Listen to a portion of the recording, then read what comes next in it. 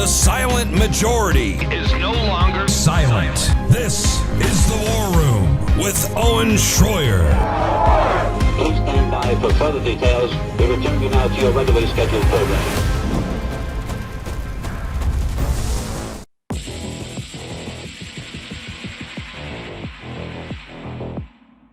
Meet Oliver Schwab. He is the managing director of the World Economic Forum. His sister, Nicole, is a member of the executive committee for the World Economic Forum. In July of 2021, she said that COVID was a huge opportunity to have their Great Reset. I see it as a tremendous opportunity to have this great reset and to use this huge flows, of money to use the increased levers that policymakers have today in a way that was not possible before. Their father, Klaus Schwab, is the founder of the World Economic Forum. 7 years ago, he announced plans to start tracking the entire population and merge everyone with a central machine, what he now calls the Great Reset. The Schwab family is working together with other families because that's how Team Evil works. You can call them the Illuminati if you like, but they have no official name, and they are not illuminated. There is no telling how many family bloodlines are involved, but they keep it in the family for three main reasons, and they all have to do with power. First, and most simply, as a way to gain and maintain their fortune. Secondly, is to carry out long-term secret objectives. These families use insurance companies and private trusts to protect their own fortune from the fiat debt-based system that they created, and to generate the kind of money needed for a 100-year plan. The older generation outlawed natural medicine, introduced petrochemical pharmaceutical drugs, and polluted the environment. And now the younger generation is here to fix it with their totalitarian Great Reset. It's a multi-generational plan that works because of family loyalty and also because of the third reason why they keep it in the family: trauma-based mind control. Most victims of the CIA's trauma-based mind control program, MK Ultra, have come from families with a history of child abuse, because multi-generational child abuse makes a child more susceptible to mind control. And most of the characters we see as world leaders are not only actors on a stage, they are oblivious because they have suffered a lifetime of abuse and mind control. The overwhelming majority of people on Team Evil are not all in on it. They simply do as they are told. They follow orders and they don't ask questions. These families see having children as a means of gaining power and wealth. They see their own children as property, as slaves to do the family's bidding. But perhaps it's more like a cult than a family. Nearly 1 million child orphans were distributed throughout America and the Commonwealth in the late 1800s by an international secret society called the Odd Fellows. Delivered primarily by train, many of these orphans were born in private homes owned by the Odd Fellows and their offshoot, the Daughters of Rebecca, an all-female Masonic organization that featured symbols of mass breeding and fertility. Philip Eugene de Rothschild says that the Rothschild family alone has produced over 100,000 children in these secret breeding programs. Most of the U.S. presidents during this time were Freemasons. 4 of them were Oddfellows, and at last count, 34 U.S. presidents are directly related to Charlemagne, king of the Franks, who is believed by these Illuminati bloodlines to be of the Merovingian bloodline, a genetic set that they highly value. And Team Evil has always been obsessed with genetics. So it really isn't that strange to point out the similarities between Justin Trudeau and Fidel Castro, Angela Merkel and Adolf Hitler's mother, Barbara Bush and Aleister Crowley, or even Obama and Akhenaten. The only way these families and their abused mind control minions are able to control the rest of us is by dividing us. And if we, the people, could change that, then we could change everything. Reporting for InfoWars, this is Greg Reese. All right, big loaded show. Your phone calls. Owen Schroyer here hosting the War Room. Now we finally completed the triple-double. What are you doing today, sir? I'm f***ing you up. F***ing followers. F*** your followers. You're a f***ing fascist pig.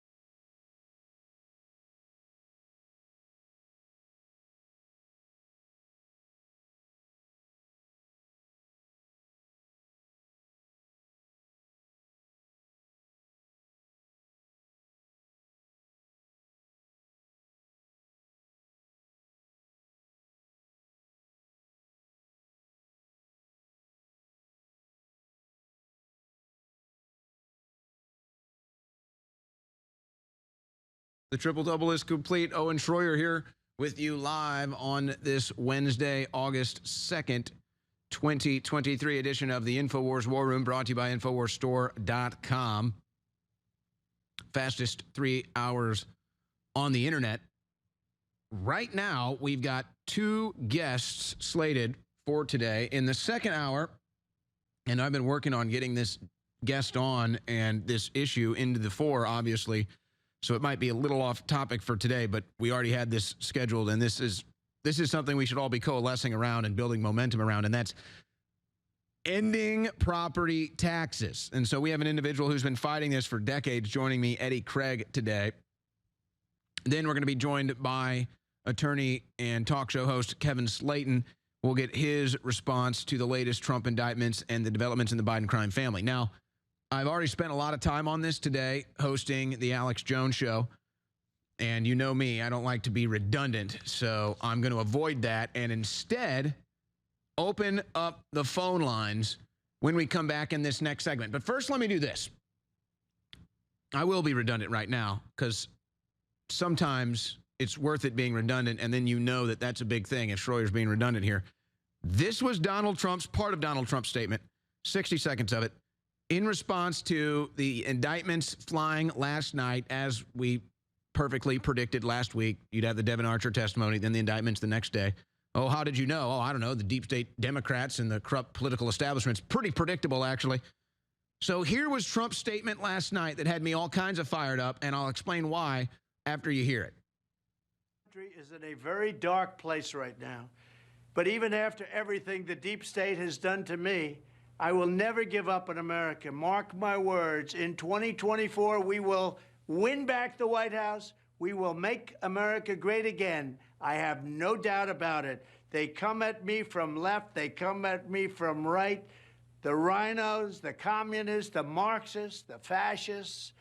We will not only survive, we will be stronger than ever before.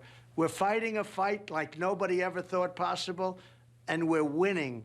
We won in 2016. We had a rigged election in 2020, but got more votes than any sitting president.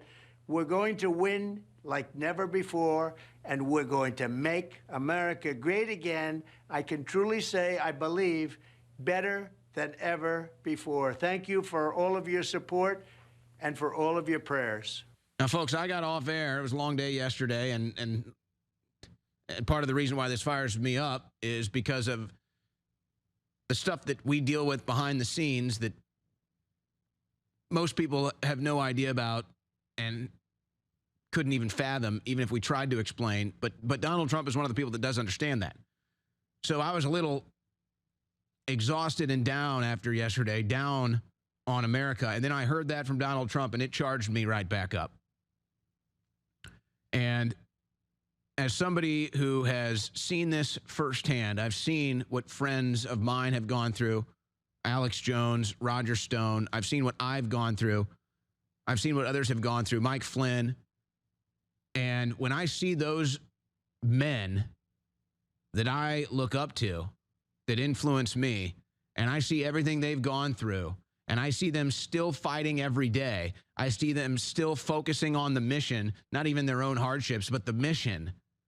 It inspires me to keep fighting. It reminds me that it's worth it. It reminds me of the great men that have come before.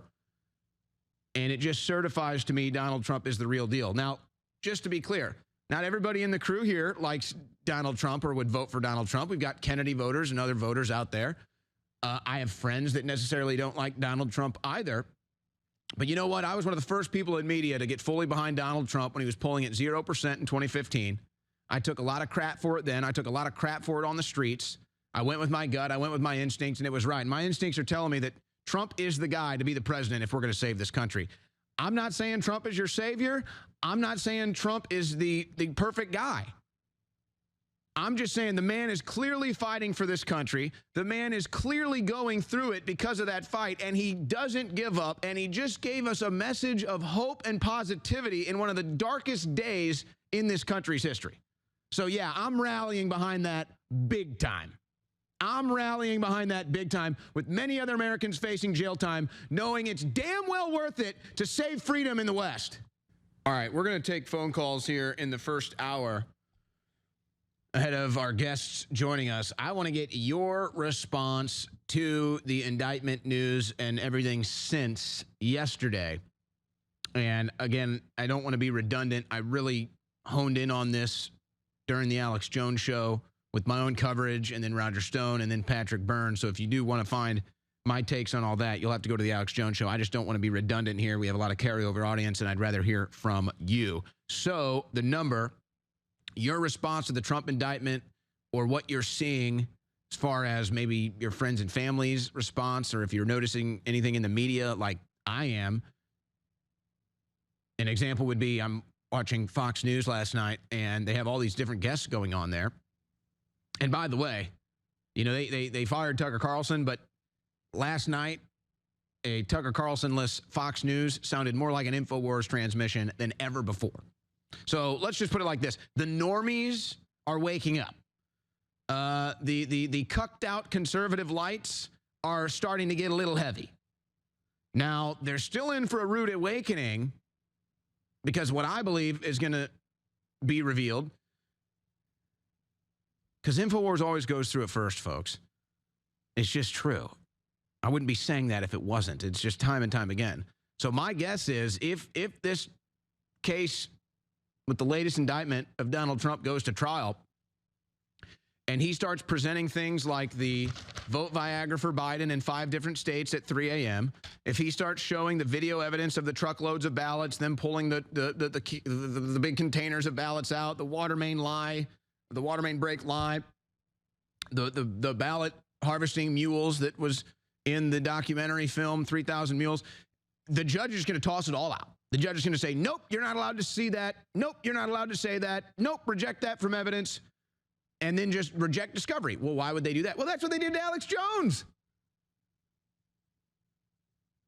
The opposition to Alex in court would make an argument.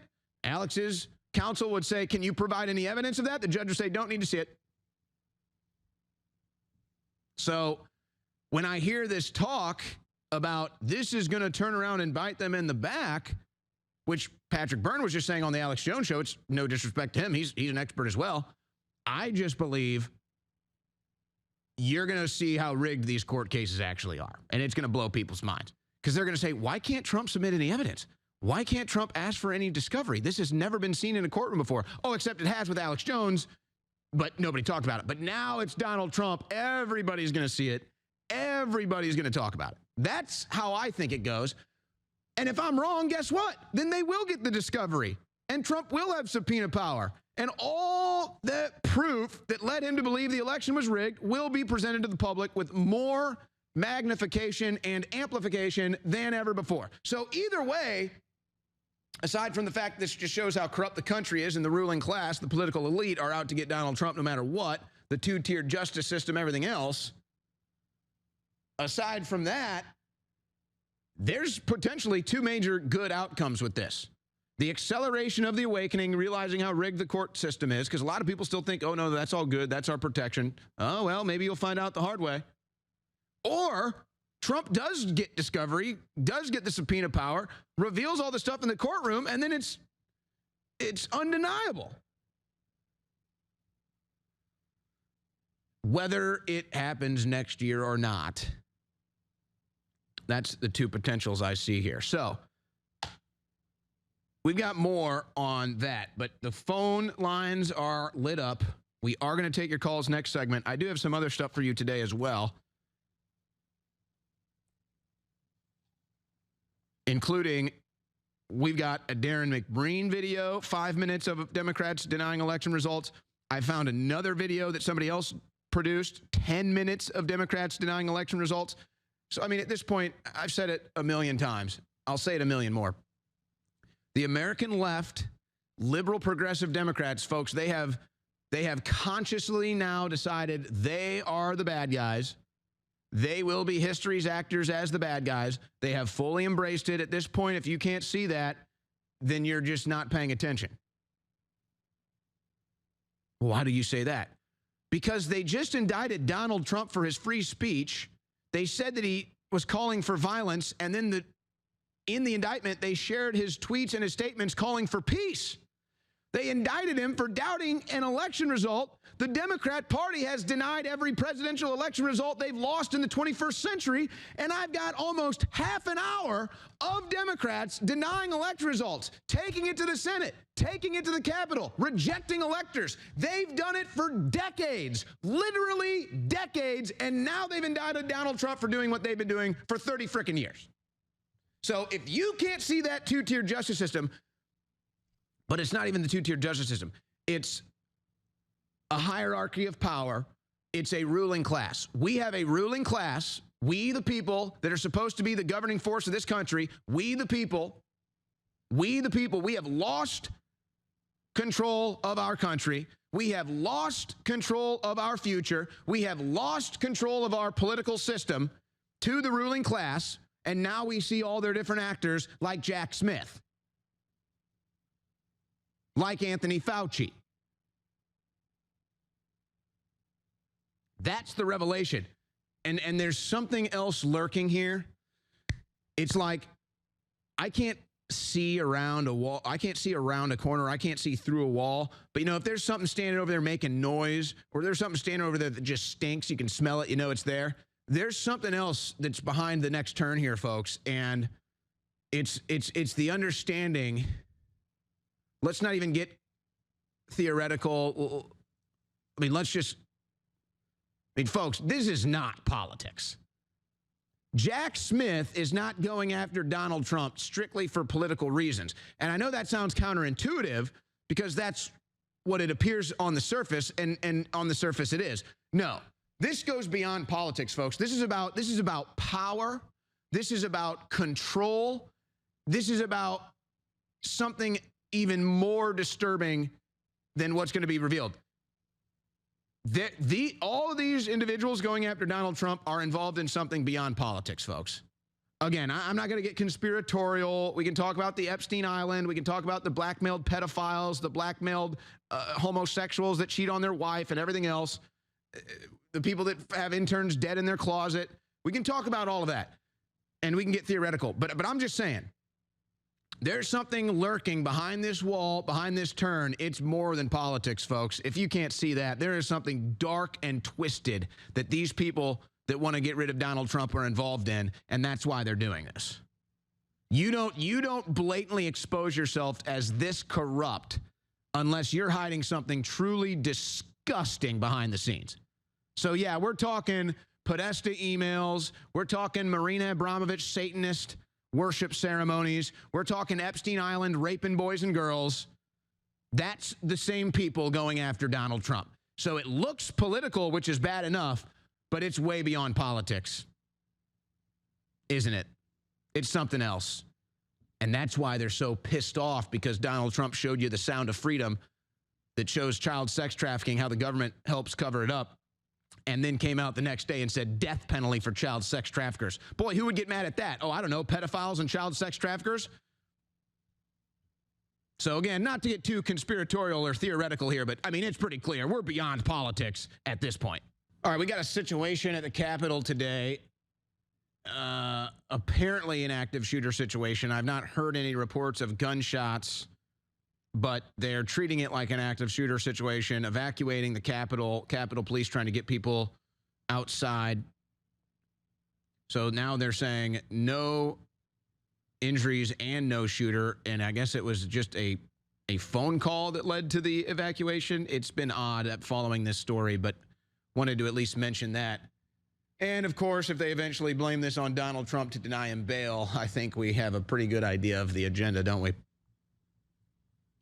So if we have anything new on that, I will let you know. We are about to take phone calls. Ladies and gentlemen, great news for you, the InfoWars store shopper, the vitamin mineral fusion enthusiast like myself. Vitamin Mineral Fusion is back in stock and 25% off at InfoWarsStore.com. Why do I start every morning with Vitamin Mineral Fusion? Because it's got 100% daily value of so many different vitamins and minerals that you don't get in your daily diet. Vitamin A, B, C, B12, C, D. It's got it all in E. I mean, you name it. You can go see the label for yourself to find out all the great. In fact, why should I wait? I've got a canister right here. Over 100% daily value vitamin A, vitamin C, vitamin D, vitamin E, riboflavin, vitamin D6, folate, vitamin B12, biotin. It just goes on and on from there. 1,000 milligrams of glycine. Most people don't get the glycine. That's great for you. The CoQ10, L-glutamine. I mean, this thing is just loaded, folks. I start every morning with Vitamin Mineral Fusion. I like to mix it with juice. Tastes great. Healthy for me. Supports the InfoWar. InfoWarsStore.com. All right. We still got a lot of stuff here, but I got to take calls. I really want to hear the audience response to this latest Trump indictment. And let's start with CJ in Florida. CJ, you're on the InfoWars War Room. Go ahead. Well, and am I on? Yes. Oh, man. Oh, and this is a dream come true. A dream come true. How about that? Yes. All right. Listen, I've been trying to get in contact with you guys for years. The phone lines are always busy. I know, brother. Well, you're here now. Listen, first I want to tell you guys, thank you and Alex so much for what you guys are doing. I'm on your side. What I want to tell you, though, is that I'm going to play devil's advocate with you a bit, okay? Because I'm listening to you. I'm listening to the callers. I'm listening to the guests you have on all the time. And I'm like, yes, yes, no, yes, no. There's something we keep missing, right? I'm on your side. Remember this, right? Did you hear me okay? Oh, yeah, yeah. I'm anticipating I'm anticipating here. Okay. What I'm saying is this. I work in healthcare, okay? I've been in healthcare for 18 years plus. And I'm like, I've seen it. We work with the COVID patients, all that stuff. Watching Trump, I supported Trump, voted for Obama, voted for Trump, all that stuff. And I'm like, do you know about the Jesuits? Do you know about Hegelian dialectic and some of the things? We call it conspiracy theories, but not conspiracy theories. We keep putting our trust in people to be the ones to rescue us. Trump is going to get us. Trump is going to get us. Trump is going to save us. And think about it. How in the world? Well, here's this. I'd like to talk to you and Alex, especially in particular, you know, and even Leo Zagami. Because I've listened to your guests, and I'm like, I have so much to say. I don't know if 2 minutes is going to cover it, but I'll do my best, okay? Think about it. We keep saying Trump is going to be the one to save us. Trump is going to be the one to rescue us. Trump is going to get us out of it. Look what Trump has done for the last session he was in. Everybody Trump brought in was recycled. Look before him, who we had before him? We had Obama, and they said Obama went left and right. Before him, we had, what, Bush and everything else, and against Hillary. We're talking about a uni party. You have two sides of the same coin saying they're going to do this for you, this for you. They're the same people. Trump is working for them, too. Okay, so let me just stop you right there, because I'm not trying to have the Trump debate today.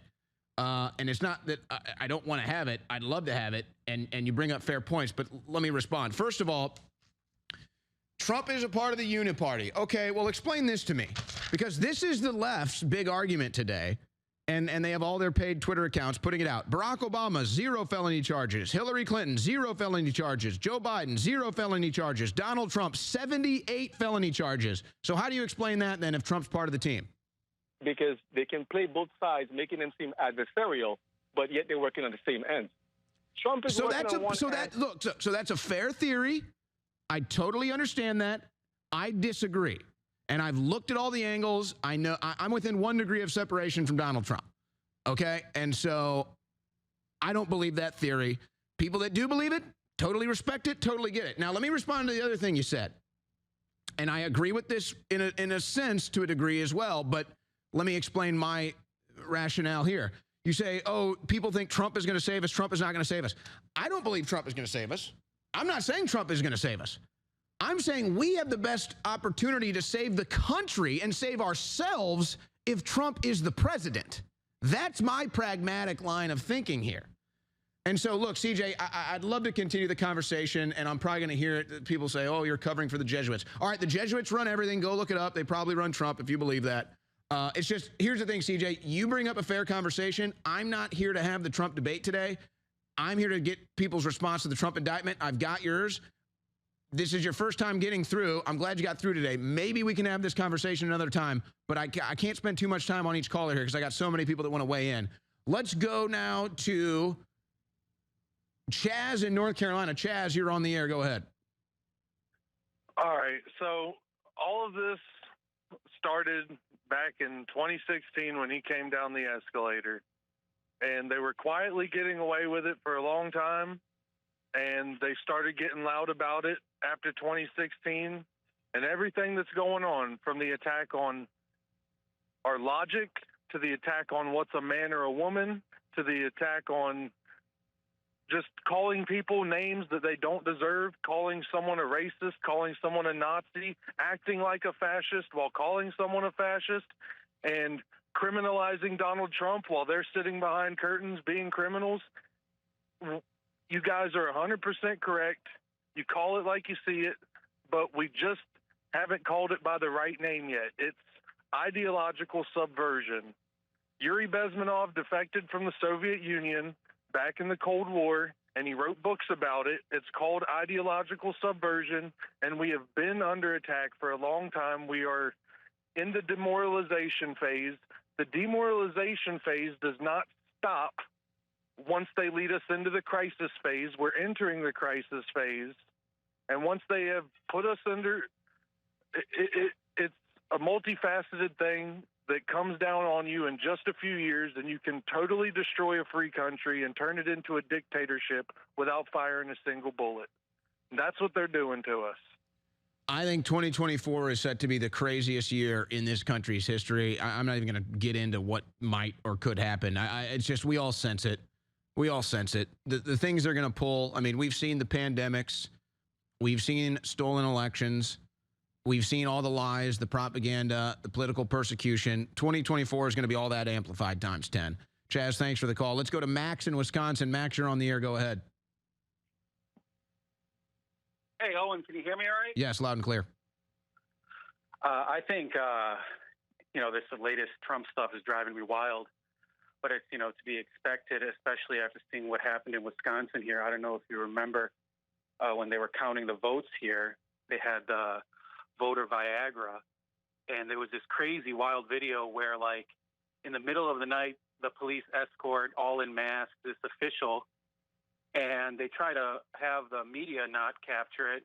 And as she's, like, overturning the election, delivering a bunch of votes on a thumb drive, she's, like, saying about how she's doing this for protecting democracy and everything.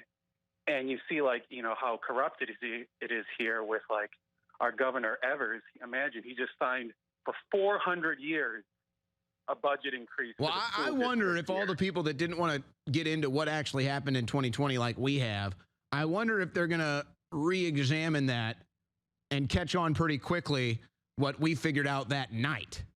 All right, a statement from Donald Trump. I don't know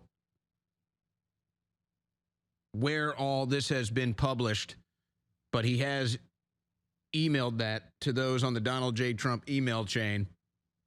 I'm guessing he'll publicly post something shortly, because the arraignment, and it's just been announced, the arraignment will be tomorrow afternoon in Washington, D.C.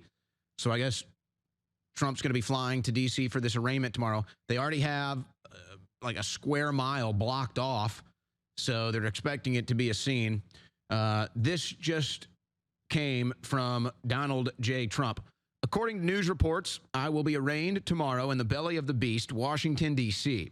There's something deeply troubling about learning details of your own arraignment as your freedom hangs in the balance from leaks from the press. Some outlets indicate that I may even be arrested. The swamp that I am on a mission to drain is trying to imprison me for life as an innocent man. But I am not afraid in the slightest. This is the mission I signed up for when I first chose to run for president as a political outsider. When you begin to drain the swamp, you finally catch a glimpse of the vile monsters that had been lurking at the bottom. Biden's weaponized Department of Justice is one of the most monstrous entities that is tearing our nation to pieces. Crooked Joe does not have the courage to face me in a free and fair election at a time when our country is in serious decline. So he's cravenly weaponized the DOJ to try and put me in jail as a last-ditch effort to stay in power as the least popular president in history. There's no other way to say it. Our nation is teetering on the brink of tyranny. And at this moment, I am reminded of the words of our founding fathers who said that America would be a republic so long as you can keep it. We will soon find out if we can keep it. Donald J. Trump. To be indicted in D.C. tomorrow. It's going to be a total circus. Oh, my gosh. Sorry, I'm stunned. I'm speechless now, but I can't be caught speechless here because I'm literally on the air. So let's go to the phone lines again. And let's go to Dave in New Jersey. Dave in New Jersey, you're on the air. All right. Hey, Owen, I was listening to your last segment when you were covering for Alex and with the interview with Jack Burns. And when he was talking about the voter fraud and Tina Peters, I don't know, but many of the info warriors out there might not know about all the very, very detailed information that's out there with the specifics of the fraud and the computer data. It's Mike Lindell's website, frankspeech.com. He had it's called the Cyber Symposium. It was a 2-day presentation. He had a mathematician there named Dr. Doug Frank. He's got the spreadsheets based on the captured data, all the very detailed proof that they showed the election systems were hacked, the Dominion systems. Then he had another presentation. It was called the Moment of Truth Summit. And on one of them, his special guest was Tina Peters. She was a county clerk for Mesa County, Colorado. And when she was doing her job by keeping records of the voting systems, and she made a copy of the hard drive before and after Dominion came and did what they called the trusted build, which was them updating the system, but no one was allowed to see what the update was. So she has proof of the before and the after. And when he was about to bring her on stage, he's like, oh, my God. He's like, something happened. Our special guest, we might not be able to bring her out. At that exact moment, they were raiding her house. So, but I just wanted to let everyone know, if you want to learn more about the real detailed computer data, charts, the cast vote records in real time with the voter Viagra and all the real-time charts, go to Mike Lindell's website. He's been focusing on this, spending millions of dollars for the last 2 years, mainly on election fraud. Like, that's his main thing. And I think combined with the info that you have, combined with all the money he's put into the election fraud, I think where it's a missed opportunity. I think the info warriors need to also know about all the research he's done on that topic. Well, we get Mike Lindell on all the time. He was just a guest on the Alex Jones show. We've covered his stuff before. And I will say that it's not just going to be Mike Lindell that's going to be knocking down Trump's door to get this information for him. There's going to be dozens of people that have done their own research that want to say, hey, we can help you in this discovery process. We can give you stuff to help you in your legal defense if and when it even gets to that point. But here's the problem. And I get why Americans, I mean, it's sad. Maybe you're not an American, but I get why citizens of this country run scared of the corruption. What happens to all the people that have really stood up and vocalized the loudest their doubts of legitimacy from the 2020 election results with even the evidence that they've discovered? Well, they get sued, they get thrown in jail. So that scares people away. They don't want to have the fight. But it really tells you the whole story. It shows you that we have a ruling class. It shows you that we are under thumb of political corruption and manipulation. And when you try to call it out or shake free, you end up behind bars. You end up in a courtroom. It's just the total proof positive of how corrupt things are. And so the American people are going to see that now. Thank you for the call, Dave. And we are now joined in studio by Alex Jones. We got a mic ready right there. Pull that mic up. What do you got? You want this mic? I want to breathe on you. Don't give me the Biden treatment. No, I'm exhausted today, man. Well, there's a lot of disinfo. We're being fed, a lot of psyops. But I've been in like a 2-hour meeting, and we got good news. And InfoWars is winning, but there's been just a lot of dirty tricks going on, attempts to shut us down. I'm not at liberty to talk about it all, but I'm going to come in if you want. And I'm going to come in and do the... if you want, I'll come in and join you at 4:45 and give people an update. Sounds good. Is that okay? Yeah, that's perfect. That's perfect. 4:45, so we got about an hour here, and then we're going to get an update from Alex Jones on some of the stuff that goes on here behind the scenes. But see, that's why when I saw Trump make that statement last night, it charged my batteries. Because, folks, it's really easy to get depressed and get down and give up when this corrupt system is coming after you. Not just evil in the universe. Exactly. There's not just evil in the universe. There are good people. I know I'm real. I know Alex is real. I know my crew is real. I know this audience is real. And we do genuinely care, not just about the country, but we genuinely care about freedom. We genuinely care about humanity.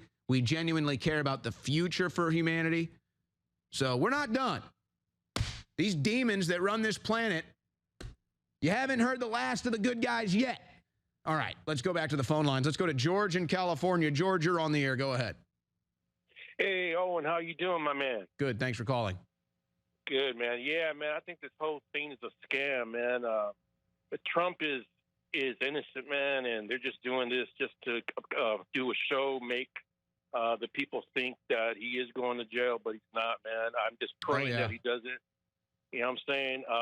I got a lot of flack when Trump first made his appearance to run for president. What you call it? I had these friends of mine just making fun of me. I've lost friends, and I don't really care, because I'm standing up for truth, Absolutely, and but it's only the dumbest of the dumb that are still suffering from Trump derangement syndrome, and now there's a new one, Biden denial syndrome. It's mostly the same people, but it's the similar thing. George, thanks for the call. Let's go to Kenra in South Carolina. Kenra, you're on the air. Go ahead. You know what I'm saying? Kenra, are you there? Can you turn down your radio? When Trump first made Hello? appearance to run for president. Can you turn down your radio? Yes, hello? Yes, hi, you're on the air. Hey, Owen, thanks for taking my call. Just to touch on the whole Trump situation, I never thought I'd ever see this happen in America. It's horrible, and I'm calling you from South Carolina, and, this state is just riddled with rhinos. And my thing is, where's McCarthy on this? Where are the people that we elected to stop this tyranny? I thought about this. I thought about this, Kenra, and I realized that the Republican Party, the voters of the Republican Party are about to change things significantly, and it's going to be a major trial run this next year. But basically, if you want to be a Republican and get elected to office, then you have to stump against the deep state. You have to talk about arresting the criminals that run D.C., whether it's Joe Biden or any of the rest of them. That's going to be the new standard to become a Republican and get elected. There's no more Lindsey Graham cucks, Mitch McConnell cucks. It's going to be stand up and say you're going to do something about the corruption in D.C. or get the hell off the podium. That's what I see coming in the near future. All right, we're going to do another short segment of calls, and then I got a guest joining me on a major issue that I've been talking about that we all need to coalesce around, and that's ending property taxes.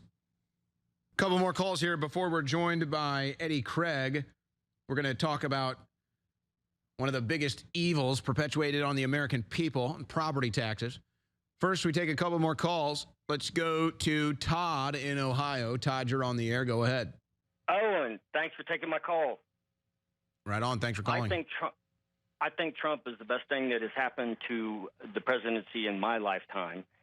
And anybody that is a conservative or, leans that way, that bashes Trump, I ask them, well, then who? Yeah, they usually don't have an answer, or look. There's good people out there. I like Vivek. I think Ron DeSantis is good. I like RFK Jr. I just don't see the realistic shot that they win.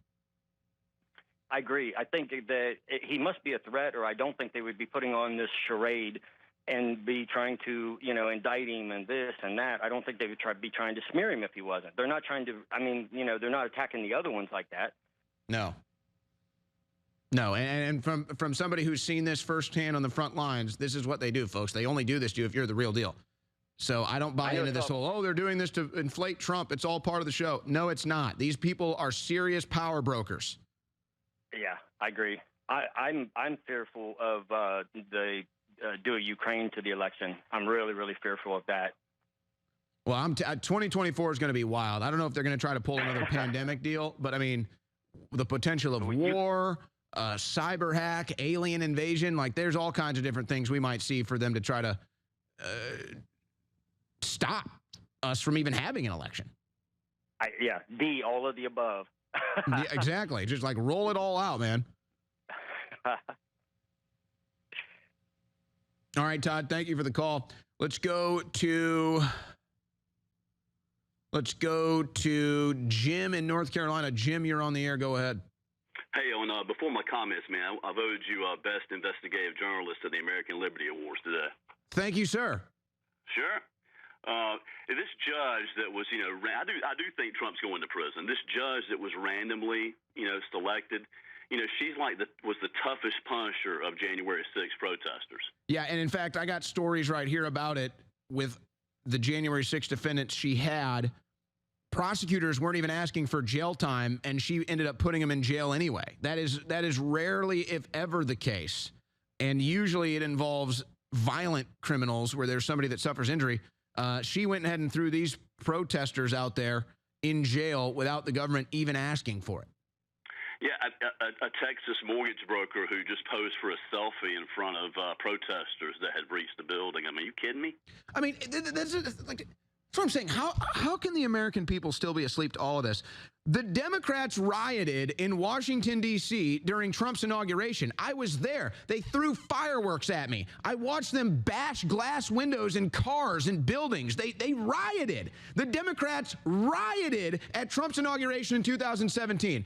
Everybody saw it. The Democrats rioted in D.C. again during the George Floyd riots. They burnt a church to the ground. It was so bad, Trump had to evacuate to the bunker of the White House. And then they're going to sit here and act like January 6th, the worst thing they ever done. Yeah, right. You Democrats riot and you destroy and you burn and you attack and you maim and you murder, and then you think we should listen when you point the finger at people at the Capitol? Give me a break. But then you see it. But then you see it in the justice system. Oh, a Democrat liberal that burnt a building down, you get your charges dropped. Oh, you took a selfie in front of the Capitol, you're going to jail.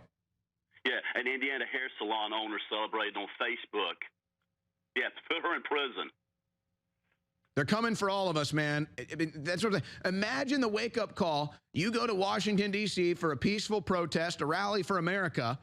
You get involved in a wild day, 1.5 million people, things get out of control, and now all of a sudden you're in jail. It's like, yeah, folks, this Democrat Party is radical left-wing communists. They will arrest their political opposition, and if that isn't enough, they will kill you.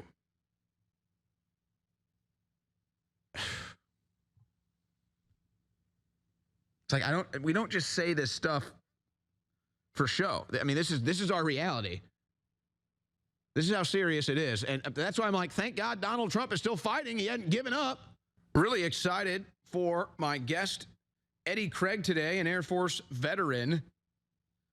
Also on YouTube at taooflaw.com. Now, Eddie was on InfoWars some time ago talking about property taxes. And as you know, this has become a major issue of mine that I want to bring to the front to have us all coalescing on. It's truly one of the worst things that are done to the American people are property taxes, paying the government for something you own. That is ludicrous. When you look at the amount of percentage of the money you make, you pay in taxes, you should be vomiting. It's at 30% about right now for the average American. This should make you sick. And so Eddie Craig joins me now. Eddie, there's a couple things that I've been focusing on lately, and I don't understand why every American can't coalesce around this, and that's the rigged housing market and then the property taxes that really end up crushing us because of the rigged housing market. You have been going against property taxes for decades. I think the last time you were on InfoWars was almost 10 or 15 years ago you were talking about this. Where is the desire from politicians, a political party, a movement politically to coalesce and end property taxes? Well, there isn't one, and therein lies the problem. There is no movement by the government to cut off a source of its funding. Doesn't matter to them that their source of the funding is illegal and unconstitutional. It just simply would not suffice to cut their budget by eliminating it. Now, what's wild is, and I guess this just shows the slave mind that so many Americans have, is some people will actually argue that they like taxes, which I say, well, why don't you pay more then? Don't make me pay more. I don't like taxes. If you love taxes so much, why don't you pay more taxes? But I actually see this. I go on the streets, and it's mostly left-leaning people. They say taxes are good. We need more taxes. What? What in the hell? How does somebody come to that understanding and that belief? Well, they come to it because they have a complete lack of understanding of how those taxes are actually used and whether or not those taxes are actually used to benefit them. A lot of people are under the mistaken impression that government collects taxes in order to spend it wisely upon benefits for the people. That's not the case. Most of the money collected by the government is lost through fraud, waste, and abuse. Very little of it is actually spent on providing services to the people. Evidence of that is in watching how things work these days. I mean, it takes literally forever to get a cop on the scene of an actual crime, the fire department to show up at your house unless you're within close proximity to the fire station, the mail system, the government services you go down to your public buildings to get access to. It takes forever to get anything done. And that's because the money that they steal from us is not being used to improve those services and benefits to the public. They're being used for things other than that. But the people you're talking about are under the mistaken impression that all the taxes are used for us. And that just isn't how it works. Yeah, just look at the money that gets spent on the war in Ukraine, $200 billion in less than 2 years. Look at the money that gets spent on illegal immigration. Apparently, they just took I don't remember the number, a multi-million-dollar bus ride, a single bus ride. It cost $1 million to transport immigrants out of New York City. Somebody's stealing money in that deal of our taxpayers. Yeah, it's the same thing with the climate change hoax and where they're trying to get climate taxes and everything else from. This money is being used to augment other programs, not the public. Now, you've done the groundwork on this, and I mean, like, literally gone and gotten a shovel to dig some of this up. You found a Texas land patent. I have it here in front of me. I mean, like, where does the argument begin and end? Where do we start? Where do we get people to understand, hey, property taxes are illegal. You own your land. You own your house. You shouldn't be paying the government to have property. Well, it begins with, at least as far as Texas is concerned, with the Texas Constitution. The Texas Constitution specifically created the Texas Land Office. The entire reason for the existence of the Texas Land Office is to check deeds or title to property, so for the purpose of issuing a proper land patent to the property owner once the transfer of that land has been completed. As you can see from the document I sent you a top copy, a top scan of the document and a lower scan. The top scan shows that signature, the very first signature that you see in that document is the governor of the state of Texas at the time the patent was issued. In this case, it's Joseph A. Sayers, I believe. And in that document, and this is how all land, public land in Texas was turned over to private control. All land sales in Texas occurred through a land patent, not through a deed and not through a title, but through a land patent. The governor, as a representative of the state of Texas, acted as the person who transferred all rights and claims to that property to the individual named in the patent, which in this case would be B.K. Stevens or Stewart, whatever it is. It's kind of hard to read the handwriting. But in any case, the governor made a direct agreement with an individual on behalf of the state to transfer all rights and claims to that property to that person. Now, if you look down at the bottom of the land patent, you will see language that clearly shows that that transfer was a waiver of all rights and claims by the state forever. Now, what falls within the realm of all rights and claims? Well, to put it bluntly, the right to tax it and the right to claim a power to tax it. The courts there's case law on the books that shows that when the government enters into a fiduciary agreement via contract and they engage in transactions that involve negotiable instruments, such as money or gold and silver or bonds or anything else, the contract they sign binds the government just as much as it would any other corporation or individual that was a party to a contract. And they cannot claim any superior standing in any way other than what is specifically stated in the terms of the contract. That's what the land patent is. It is a contract between the state of Texas, via its agent, the governor, to an individual for the transfer of that land. And the representative of the state of Texas clearly states in the contract that the state waives all rights and claims forever. And that includes when any part of that land is transferred to an heir or an assign. Well, what's an heir and what's an assign? An heir would be like if you're passing it down from a family member to a family member via a will. Which is now what they call the death tax. That they tax on that too. Well, I don't know if Texas does, but the federal government certainly tries to. But in any regard, that's the heir.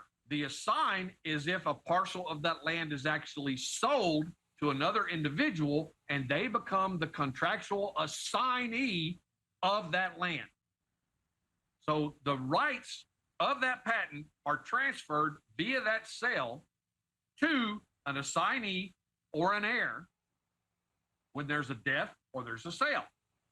Okay? Now, the purpose of the land office is to investigate that original patent, ensure the proper boundaries, property boundaries on it are still in place, and that the part of that land that was sold to that assignee or given to that heir via a will is actually given an updated patent in the name of the new heir or the new assign. That's the whole job of the land office here in Texas. The general land office's responsibility was to issue the new patent. But back in the 60s, I think it is, they stopped issuing patents on transfers of land and instead started issuing deeds and titles. So let's go into that next after this break. We're up against the break here. And so I wanted, where I was going to go next is what has happened since 1902 when that was signed. And then I also want to get into, has this ever been challenged in court as far as you know? We'll be right back with the guest. Don't go anywhere. We're talking property taxes with Eddie Craig. And why am I focusing on this? Because I was given this advice as a young man in media. Owen, find the void and fill it. Not nearly enough Americans are protesting these illegal property taxes, this blatant theft. You pay 30% of your money that you make to the government. It's just unbelievable theft and even slavery. And Eddie Craig has been talking about this for years. And so you kind of got into the background and you were about to get into what has happened in the 60s that hurt us Texans. So finish up with that. And then also, I would ask, has this ever been brought up in a court? Has anybody ever tried to battle property taxes in the legal system here in Texas? Eddie Craig. Well, like I say, sometime around the 60s, I believe it was, they stopped issuing the land patent whenever a transfer of land would take place. They started issuing deeds and titles. Those are not proper documentation of actual ownership. There's two types of ownership when it comes to land. There is legal ownership and there is equity ownership. Legal ownership means you have the right of possession and use, but not the right of transfer or destruction. Okay? It's like going out and leasing a car. You can drive it, you can use it, you can let others use it. You can do anything with that car except sell it or burn it. Well, that's what a title gives you versus a land patent. If you had a true title to your car, instead of leasing it, you go out and you actually buy it. You can take it out, put it on a piece of land, drive it around, however you want to do it, loan it out as much as you want, run it into a tree, burn it to the ground, and as long as you're not trying to make an insurance claim for it, there's nothing anyone can say or do about it. Well, that's how the land patent is supposed to work. The land patent is what gives you true equity ownership of your land. And here in Texas, that equity ownership says that the state has no rights or claims to that land forever. And because they have no rights and claims, they did not reserve in the land patent. There is no language that says the state reserves the right to tax the property in any way, whether it be by mineral extraction, by ownership, by value, by anything. That's why the Texas Constitution strictly limits ad valorem taxes to real property and not to private property. There's a difference between the two. As far as challenging it in court, yes, it's been challenged. But in my opinion, it has not been properly challenged. Someone here a few years ago, while I was still living in Austin, took a case to court and sued over the property taxes, and the district judge found that he had no basis for his case because she put forth the argument that property taxes have been a long established part of our history. Well, in Texas, that is not true. It absolutely is not true. The land patent would have to contain language giving the state the power to tax the land, or they waived it through the forever language of the patent. So the way this needs to be approached to court, again, in my opinion, approached in court, is that we need to be suing the state of Texas for breach of contract. Then we need to add the counties and municipalities to the suit for tortious interference with that contract. Because the land patent is a contract between the state of Texas and the individual landowner named therein, who has a right under this contract to have equitable ownership of their property upon transfer and payment, which means the General Land Office is required to issue them a valid patent and thus prevent the state from having the authority to tax the land. If you actually look at a title or a deed, you will see that you are not listed as the equity owner. You are listed either as a tenant or as the legal owner. And like I said, those are very different things from an equity owner in the eyes of the law. Because of that, the state represents that they have the authority to tax the land, and you can't fight them over it because you do not have a current patent carried forward in your name, because the land office will not issue the thing, even though they're required by law to do so. Well, and I'd love to get into how we can maybe approach pushing back and ending property taxes in Texas. And the reason why I've decided to do this is because the governor here has flirted with the idea. He even made some moves to try to, he gave like an $18 billion property tax cut. It's not much in the large scheme of things. It may seem like much, but it needs to be cut entirely. But there seems to be an open mind from Governor Abbott, at least with the idea of ending property taxes. That's why I decided to do the property tax protest in front of the governor's mansion in support of the governor's idea to end property taxes on September 23rd of this year. I'd love it if you could make it there and give a speech as well. You don't have to commit to anything here, obviously. But has anything come from the Texas legislator? Has anything come from the Texas mayor that nullifies the original land patent deal? No, they can't. That would be an ex post facto law or an ex post facto executive order. They cannot nullify the original land patents that were issued back in the 1800s and the early 1900s by a law they create today. That would be a retroactive effect upon existing patents. They can't do that. That would be completely unconstitutional. I also sent you another document that goes over the various reasons. It's titled Texas Land Patents, Doc. In that, I gave you a list of things about why the land patents versus warranty deeds and titles is unconstitutional.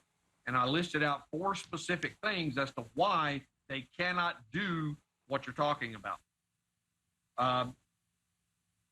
As far as giving Abbott any credit for this, I would reserve on that. And here's why. It's a re-election stunt. If Abbott actually knew and understood what a land patent was and what the laws of the state of Texas actually said, he would know that he cannot make a cut in taxes. He has to stop it outright, because an unconstitutional governmental act is unconstitutional no matter what or when it is performed.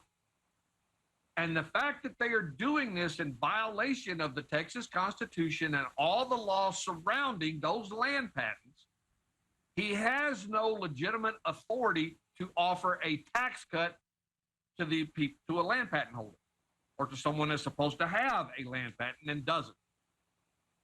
What he should have done was to unilaterally order the General Land Office to issue proper patents to all current landholders to whom they actually belong. And then to inform the municipalities and counties that any land that falls under any issued patent is not taxable, but in any amount for any reason, because the state of Texas waived all rights and claims to levy such taxes right there in the language of the patent.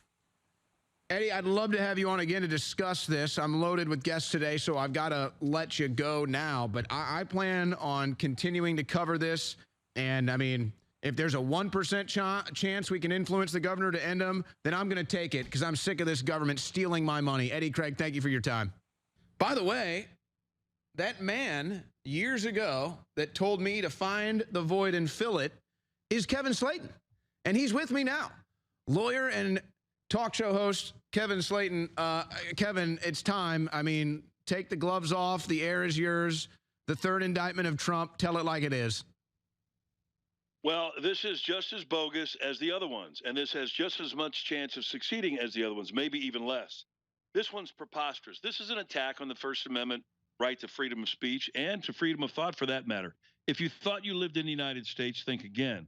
There is no longer freedom of speech, according to Jackass Smith, because he's telling us that Donald Trump had the audacity to express his opinion of the 2020 election and whether or not it was rigged against him.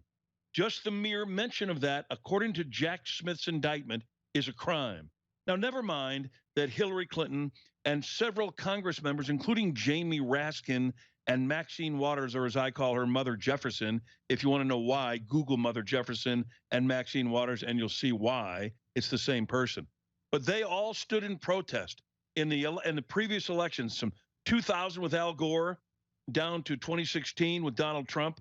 They stood in protest at the certification hearing. So we know that they have done every single thing that Donald Trump is accused of doing. Not only that, Hillary Clinton, of course, has gone around for 3 years, 4 years, 7 years, however many years it's been, and called Donald Trump an illegitimate president. So has the little rotund Fats Domino, Jerry Nerdler.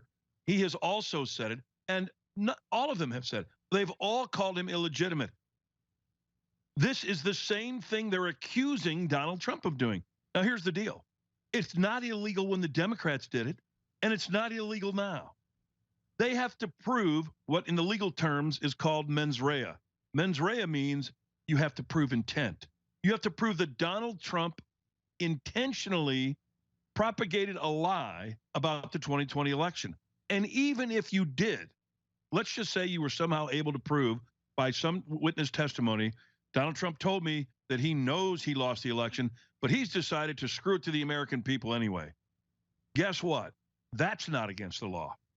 But the problem for the Democrats and for Jack Smith is Donald Trump never told anyone that. You've read the whole indictment, you will know. There is no person outlined or identified in that indictment that says anything like that. Furthermore, when they quoted Donald Trump's statement from the Ellipse on January 6th, where he said he expects everyone to peacefully and patriotically march down to the Capitol and let your feelings known, they edited out the word peacefully. Can you believe this? In an indictment, they edited that word out. Oh, that's gonna, you know that's got to cost them when it, well, maybe not because of this judge, but I mean, any other case, it'd be like, okay, toss it. That'd be the death of this case. This is so fraught with fraud, so loaded with fraud. Jack Smith should be disbarred. This is the most preposterous indictment I've ever seen, and I'm not alone. People with much more criminal law experience than I do have said the exact same thing. Andrew McCarthy, a guy who's not a Trump fan. Jonathan Turley, a guy who's not a Trump fan. Alan Dershowitz, a guy who's definitely not a Trump fan. There is nothing to this. Donald Trump will never lose this case. If this corrupt Obama judge guides him to a loss at the district court level in Washington, D.C., with a jury that'll probably be 95% against him, it'll go to the appellate court. If he loses there, it'll go to the Supreme Court.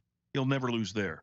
These are First Amendment constitutional provisions that are being challenged here. And according to the liberals, we no longer have a Bill of Rights because they're now deciding by this indictment alone that there just isn't one.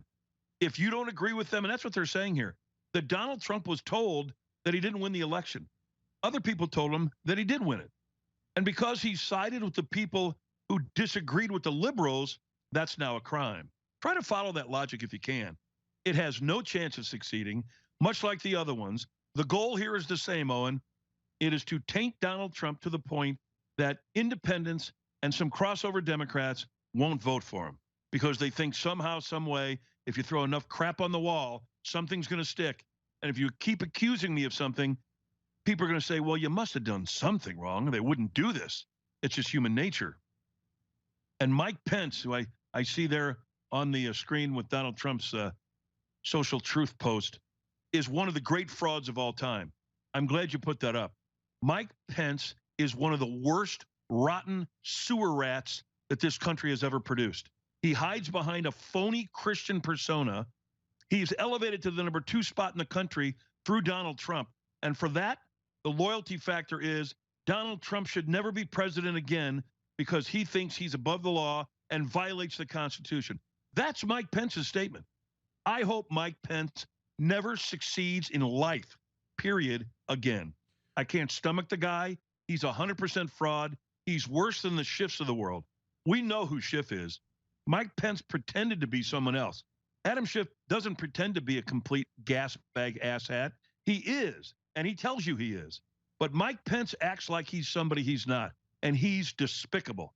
And take your 3%, Mike Pence, and shove it right up your ass. 3%. Mike Pence is now polling at 0% and surging quickly to 0 is where I see Mike Pence right now.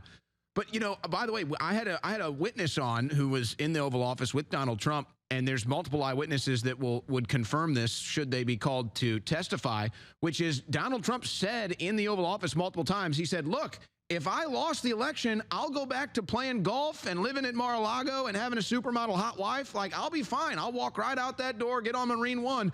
Multiple eyewitnesses will say that. So it really throws another wrench into Jack Smith's equation. But, you know, all those names you mentioned, Kevin, and I saw some others too, Victor Davis Hanson, you know, these are the people that kind of just go through the rounds. They pick up the New York Times, pick up the Wall Street Journal, listen to a little bit of news, focusing on their thing, but really don't understand how corrupt things are because they've lived mostly a very privileged, lavish life. And that's fine. We're Americans. We love capitalism and people prospering. But Kevin, I think that the conservative light that still kind of believed that we live in America, I think that brand is about to get a really rude awakening with this indictment now and with the developments we're going to see in this case. I think Republicans as a group are the most spineless cowards on the face of the earth. We know what the liberals are. They're corrupt. They're hopelessly corrupt. They're bloodthirsty, greedy for power and money. We've seen that. We now know that we have, not that we didn't know it before, but we have a corrupt president, a corrupt first family. The entire family is a Biden crime syndicate. We know that. We have evidence. We have whistleblowers. We have documents. We have phone calls. We have everything that you need. I mean, this is the Gambino family. It is hilarious. And they say there's no evidence, Kevin. I mean, it's like we have evidence. It's like we have the whole thing. Yeah, there's no evidence. You couldn't have any more evidence. I could dive into the Pacific Ocean and say there's no water. I mean, that's essentially what they're doing. They're swimming around in the Pacific Ocean doing freestyle and snorkeling. There's no water in here. Oh. It's unbelievable, unconscionable. The only thing you could have is Joe Biden to say, by the way, did you know that I'm a complete criminal and that I have shaken down foreign governments for tens of millions of dollars? That's the only thing that's missing. And we may have that because he's so stupid. We do have that in front of the Council on Foreign Relations.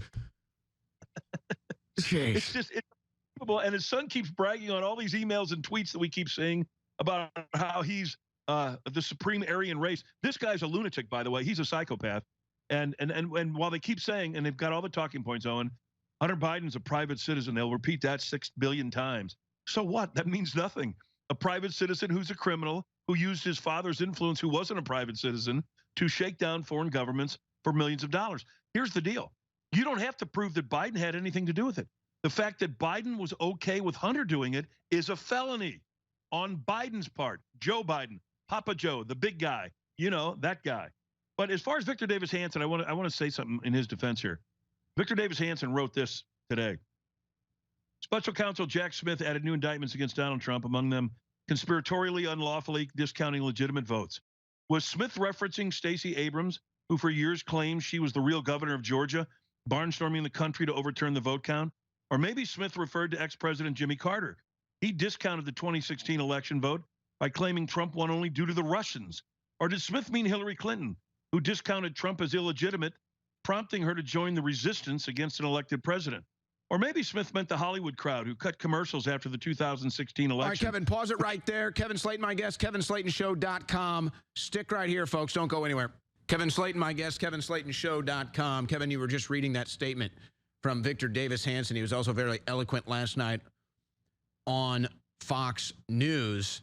And I think you can go back into that statement, but you know, here's what I see happening.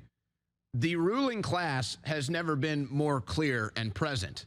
We thought we were free citizens in control of our own fate, our own future, our own prosperity in this country. We're learning, even our own elections, we're learning the hard way. This is not the case. There is truly a ruling class, and they will weaponize the government against us whenever they see fit. Trump is maybe the leading example of this, but others have dealt with it too.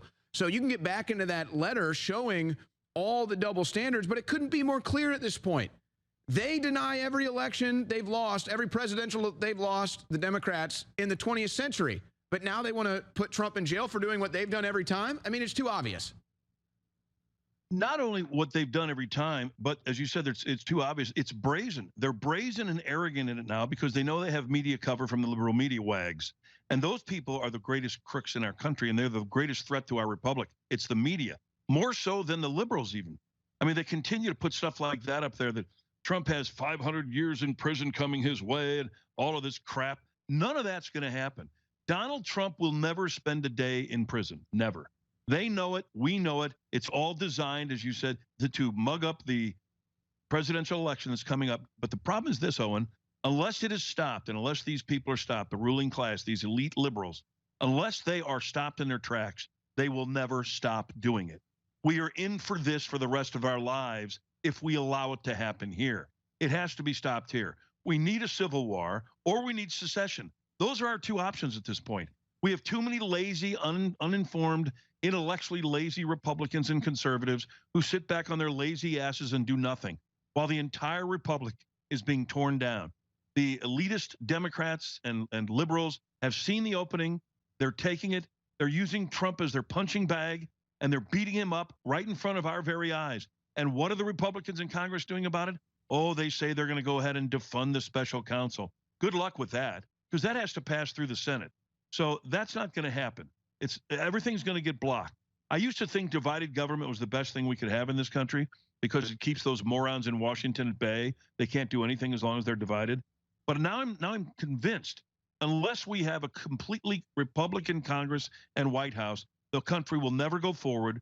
Will only slip backward into the abyss, and whoever the Republican president is will have his hands tied behind his back. And I've got news for Ron DeSantis or Big Mouth Pence. If any of those people ever thought they could be the nominee, and if they were in the first position, this same stuff would begin to happen to them. Look at DeSantis a few weeks ago. He barely steps and puts his toe in the water, and they train their sights on him because they think if they can get rid of Trump, he'll be the guy. They're going to do this to every Republican frontrunner from here until the end of time, until it's stopped. They have no morals, they have no ethics, they have no character, and that's all liberals. That's not just the ruling class, that's all liberals. I think the average Republican voter, and that's not to say they're a loyal Republican, but they vote Republican because they see what the Democrat Party is. I think the realization now is that you either have that understanding and that attitude, which is, look, we're going to continue to deal with this political persecution forever from the Democrat Party. So now, if you're not running a campaign, if you're not hitting the pulpit and you're not saying, I'm going to investigate Joe Biden, Hillary Clinton, Barack Obama. We're going to give them the same treatment that they gave Donald Trump. And by the way, we got a pretty good idea they're the real criminals that belong in jail. If you don't have some song and dance like that on the campaign trail, I don't think anybody's interested. I don't think your message resonates. I agree with that. And this has to be a cattle call here. You've got to get the most vicious attorney general to put in there. My suggestions to Trump would be Kash Patel or maybe Josh Hawley from Missouri. Josh Hawley is a senator right now, a sitting senator. He hates the Democrats as much as we do. He hates them as much as Trump does. And he will go after them because they've come after him. And so that's what we need. We need to have a president on the campaign trail who will say, we are not going to conduct witch hunt prosecutions, but we are going to go where the evidence that has been accumulated by the House Judiciary and the House Oversight Committee, and we're going to pursue it. And we're going to let it go where it leads. And we're going to have the Attorney General pursue it. And the new Attorney General is going to be Kash Patel. And he ought to tell us who his Attorney General is going to be right up front so that we all know ahead of time. Because if it's going to be some candy ass, then I won't vote for Trump. But I can't imagine that Trump would not bring a hard ass in and go scorched earth on these people.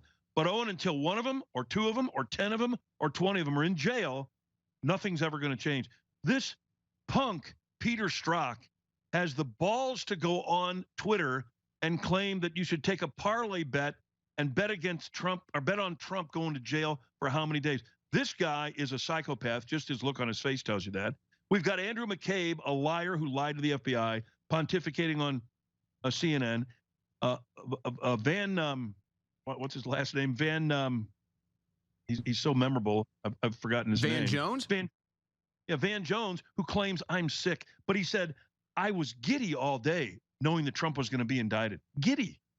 Why would you be giddy about something like that when you know, unless you're an irrational human being, that all of this is fake, all of it's made up, and as you said, they're accusing Donald Trump of a crime that they've committed multiple times. Folks, it's not a crime. It's not a crime when the liberals do it, speak their free mind. It's not a crime when Donald Trump does it.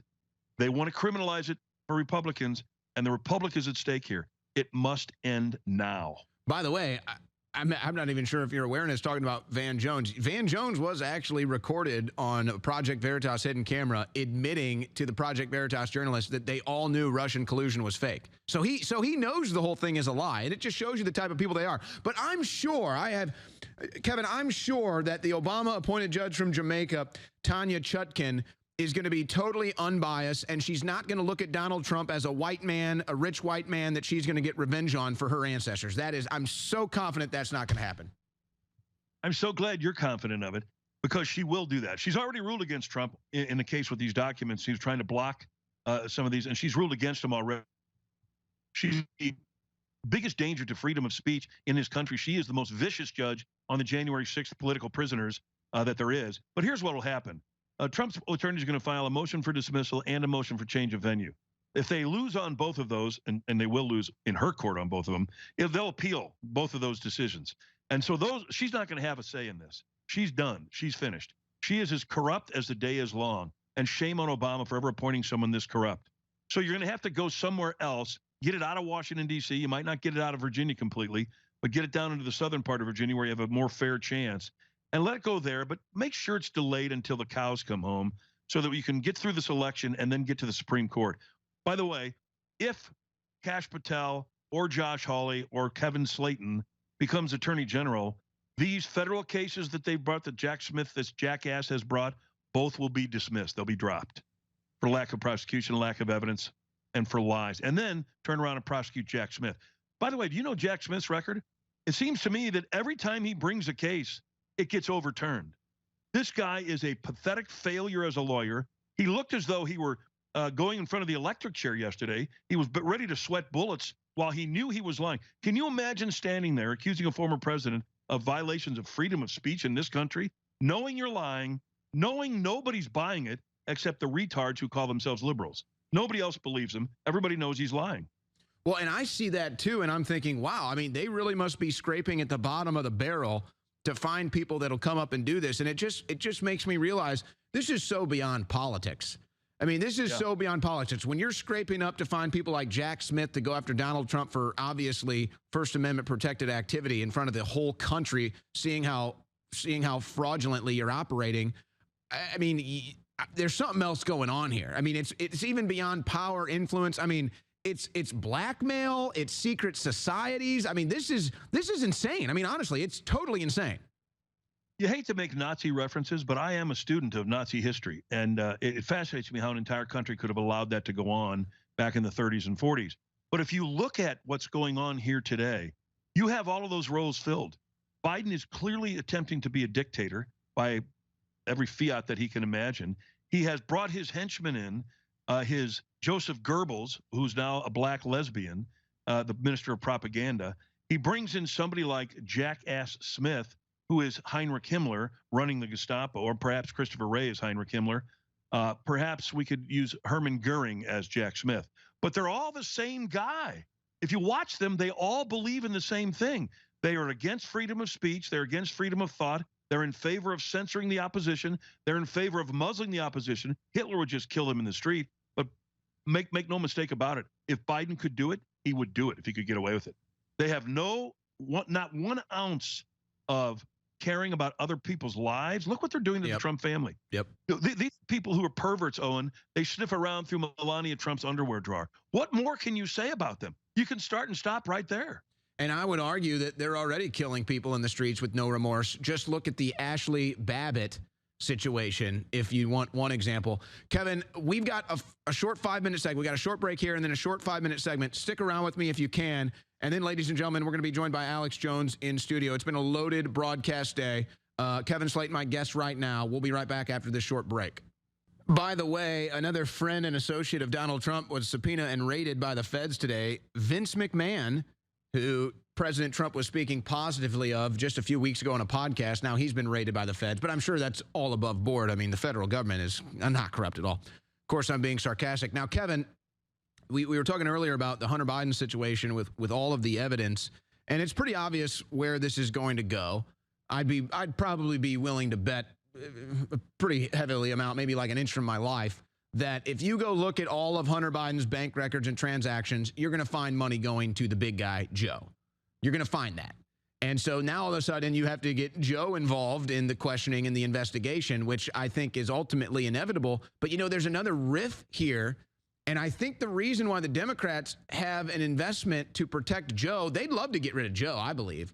But this is about protecting Barack Obama, I think, as well. Obama had to know that Joe Biden was doing this. I mean, there's no way he didn't know. He put him in charge of Ukraine. He signed over the humanitarian aid after they got the prosecutor fired. I think this leads to Obama. I don't know how good James Comer's staff is at uncovering everything. They've been pretty damn good so far to get these bank records, which, by the way, are concrete pieces of evidence. There is no debating bank records. There's no debating these shell companies that they created to give, to launder money to grandkids. So clearly Joe Biden's getting money. These offshore accounts could be the key to finding the money trail to Biden himself. But here's where the money is. When Biden said, "Where's the money?" Well, it's in your mansions, Joe. What politician can afford beach homes and mansions everywhere in the country? Only you can, it seems, and Obama. And I think they're protecting Obama too, because I think, as you say, he knew about it. And I think if James Comer's staff can go deep enough, they're going to find money laundered to the Obamas, because this is a deal with both of them. You're not president and not know about this stuff.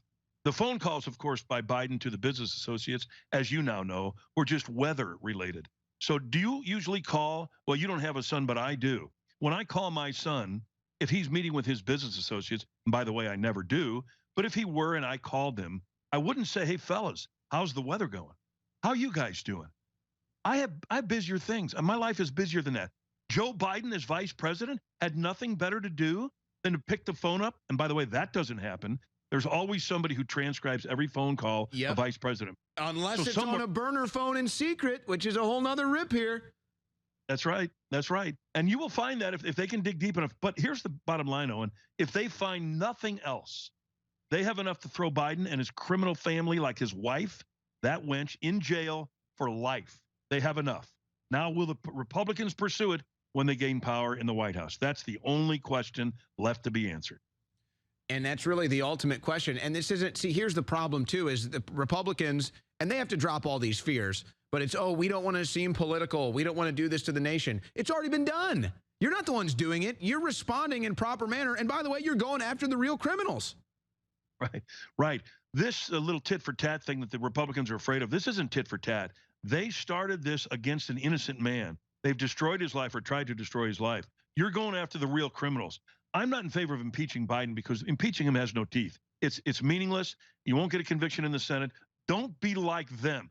I would take the high road on impeachment. The key is, are you going to prosecute him when Donald Trump takes the White House? That's the question, because that's the only thing that matters. Impeachments are they're just phony ideas that somebody's being held accountable for something. They're not. They're not going to get convicted. And even if you were convicted in the Senate, you just lose your job. You don't go to jail. You go to jail in the courts. And that's where the prosecution through the Attorney General and the Department of Justice has to happen. It isn't going to happen with the little weasel Merrick Garland. Have you ever been so butthurt because a guy didn't nominate you for something like Merrick Garland is against Trump, where you try to destroy his life? You lie, you make crimes up. Oh, I've never seen a weaker person in a position of power.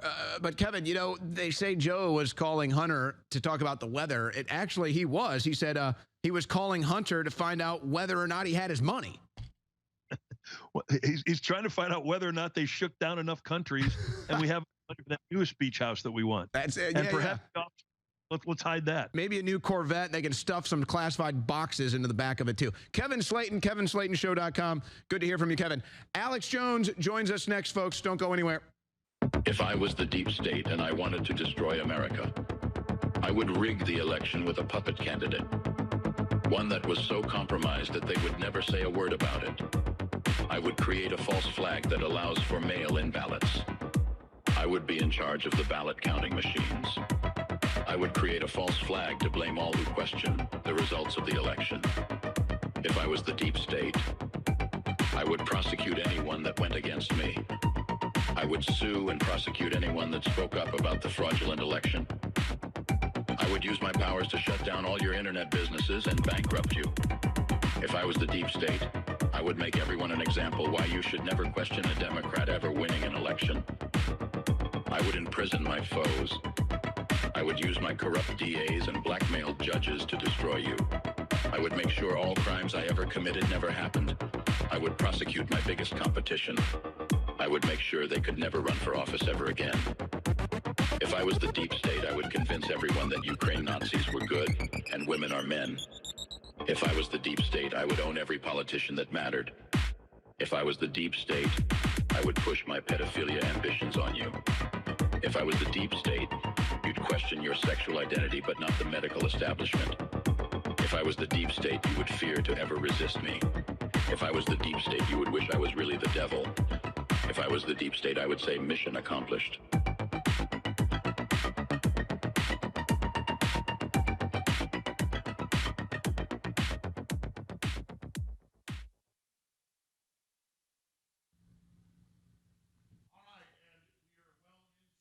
The third hour of the War Room. It's 5:07 Central Standard Time. Owen Schroyer doing a great job here. Alex Jones, give everybody an update on what I talked about yesterday morning and what I talked about on the War Room in the evening.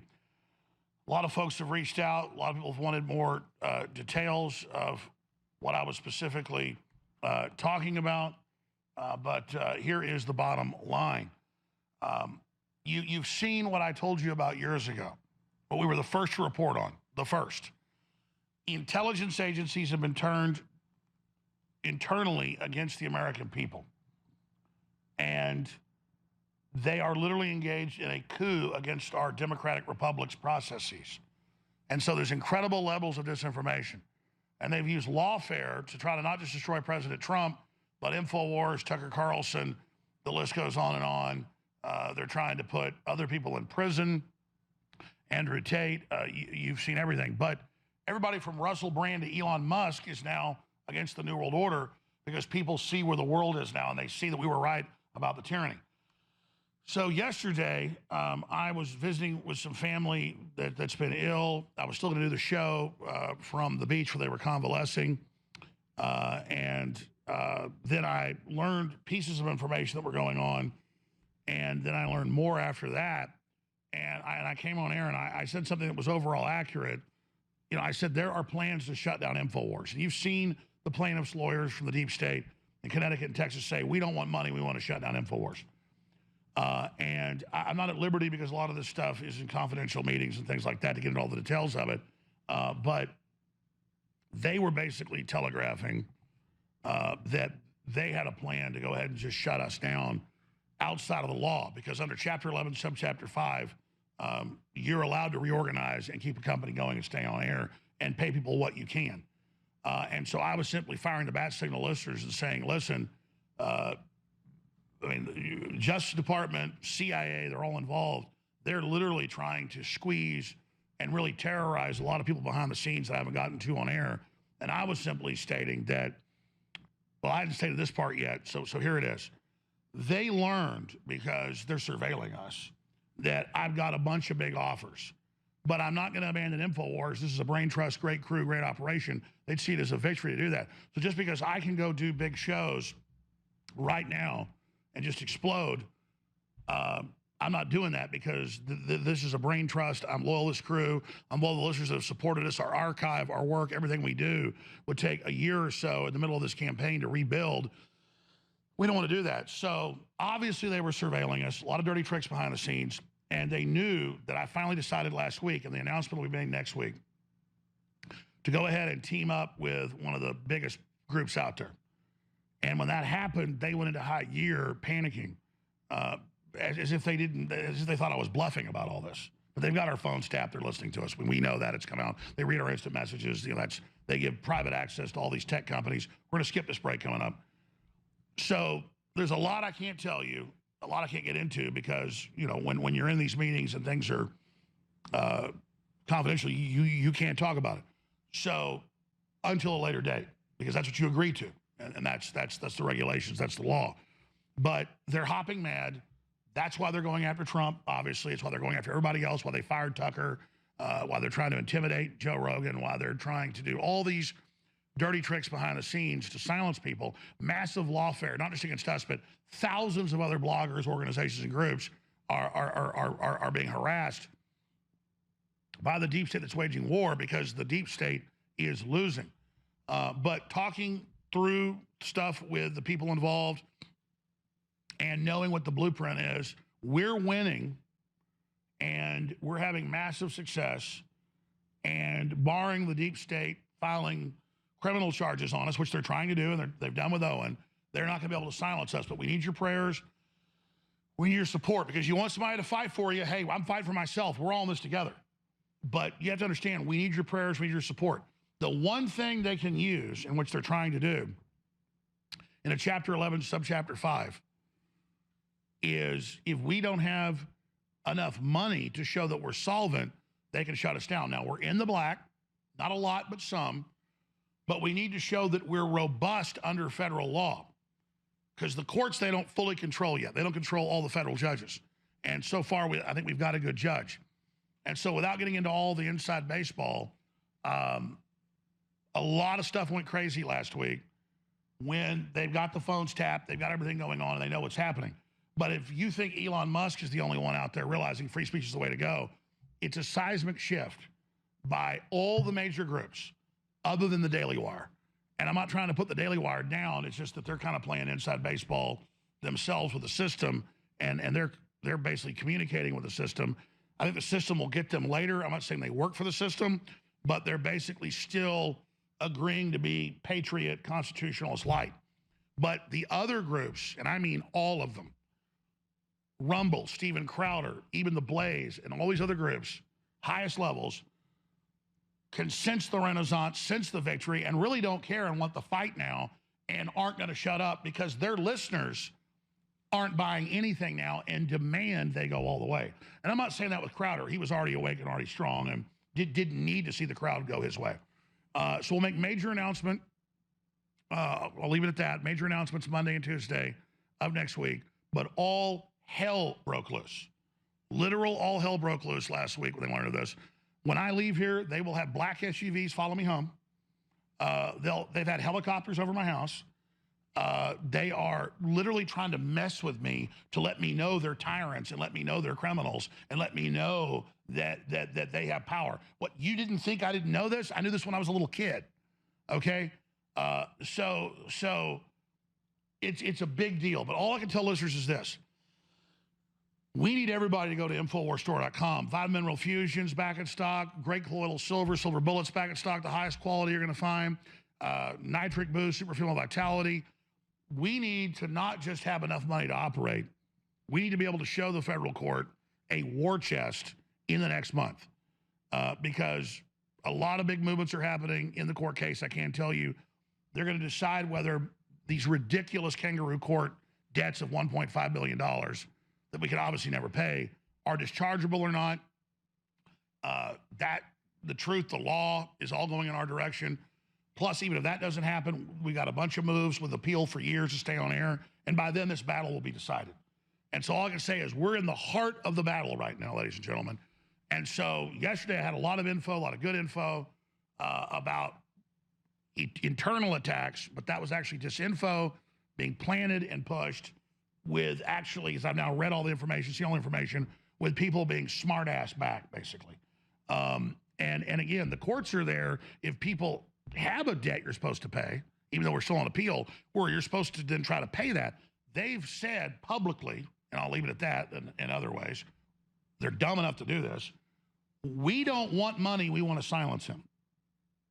Well, that's against the law, even though they still think they can do whatever they want. Just like the congressional hearings about weaponization you've seen, where they're like, we're going to silence the American people. So America's the ultimate cycle in human history right now at this level. I'm sure bigger stuff comes in the future. The eye has not seen, the ear has not heard, and the mind has not imagined. But this is such a historic moment, and I thank God every millisecond that for whatever reason, how I was born, who my parents were, what I saw, who I was, that I didn't fall to evil, because I could have easily. I almost did. Lord knows it was like something on a Pilgrim's Progress. The temptations, the things I saw, but it was all God training me and allowing it to happen, preparing me to be able to take on this now. And now all these attacks are not even a weight on us. It is like, I use the analogy, Mount Bonnell is in North Austin, and it's like 200, 300, 400 steps, I don't know, to the top. Okay, it's like a quarter mile straight up steps. And I would put my children, I got 4 children, and I've carried all 4 of them at one point or another, even when they're too big and like 5 years old, up that thing. And man, you're going up that thing and it's tiring, but when you get to the top, when you take them off your shoulders and set them there and they see the sunset and that weight's off your shoulders, you feel like you're flying. And that's what this is. That weight God puts on us is to build us and get us ready for the things we're doing, to literally carry the children up the mountain. Yeah, there's a shot of the crew found right now. And that's what this is. And so without the mountain, there is no struggle. They put plants in space on the space shuttle and they grow in circles and die. But when there's wind and storms and ants and everything, that's what makes the trees and the grass strong. And so this is the animating contest of liberty that Thomas Jefferson talked about. I want to salute the listeners and viewers. The stuff I learned about yesterday was so terrible and so underhanded and so criminal and so dastardly. But we already know that I just came to you after biting my tongue and said a bunch of stuff. And in the main, it was accurate, but in the end, it was another psyop, another operation, another disinfo. And so I'd be worried if I wasn't followed home by a black SUV tonight. I'd be worried if people weren't threatening my family right now and saying, do what we want, go away, or we'll harass your family. And I said to my parents years ago, they're harassing right now. They said, son, don't even ask. It's a pleasure. And so it's a pleasure to be with this crew that is also aren't cowards and aren't living on their knees. And it's that famous, I want you to talk, because you're sitting there politely, but will you guys print me the Patrick Henry, give me liberty or give me death speech? Because when you're done talking, Owen, as soon as I get that, I want to read that. Because it's not just the part where he says, let your chains sit lightly upon you. May we forget you or other our brethren. Because this is literally going into bondage, world government. You're going to see it all. But you have to understand, you read the Bible, it's all coming true. Satan wins the first 3 quarters and loses in the 4th quarter, folks. He wages war against us for a season and then fails. But we have to go through that fight. We will win in the 4th quarter. The enemy's powering up with all its might. And you see the big awakening. You see how many people they're killing. And all the confirmed news of babies dying from the shots and everything. And it's horrible, it's terrible. And that's the enemy literally beginning to exert its full force. Has been preparing for thousands of years now, planned out against us, getting control of all the systems to now launch this assault on us. And it's going to fail in the end. You know, this is like a roller coaster, Alex, except that the track hasn't been laid yet. So it's like we're on the coaster. We don't know what track is going to be laid next.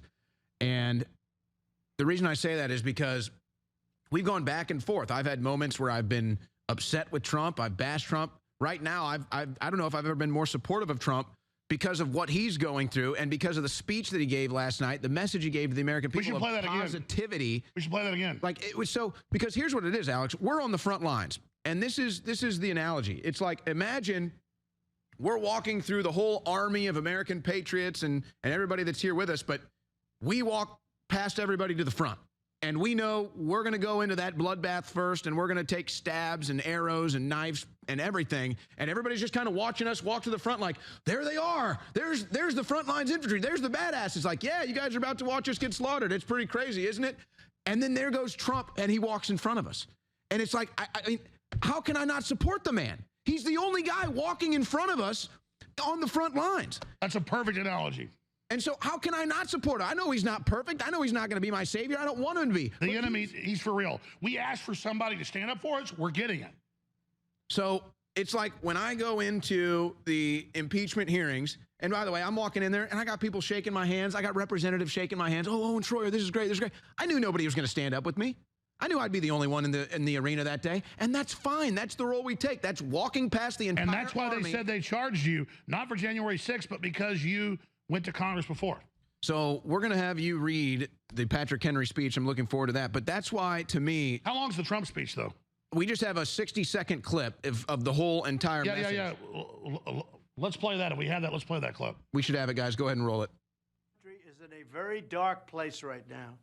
But even after everything the deep state has done to me, I will never give up on America. Mark my words. In 2024, we will win back the White House. We will make America great again. I have no doubt about it. They come at me from left. They come at me from right.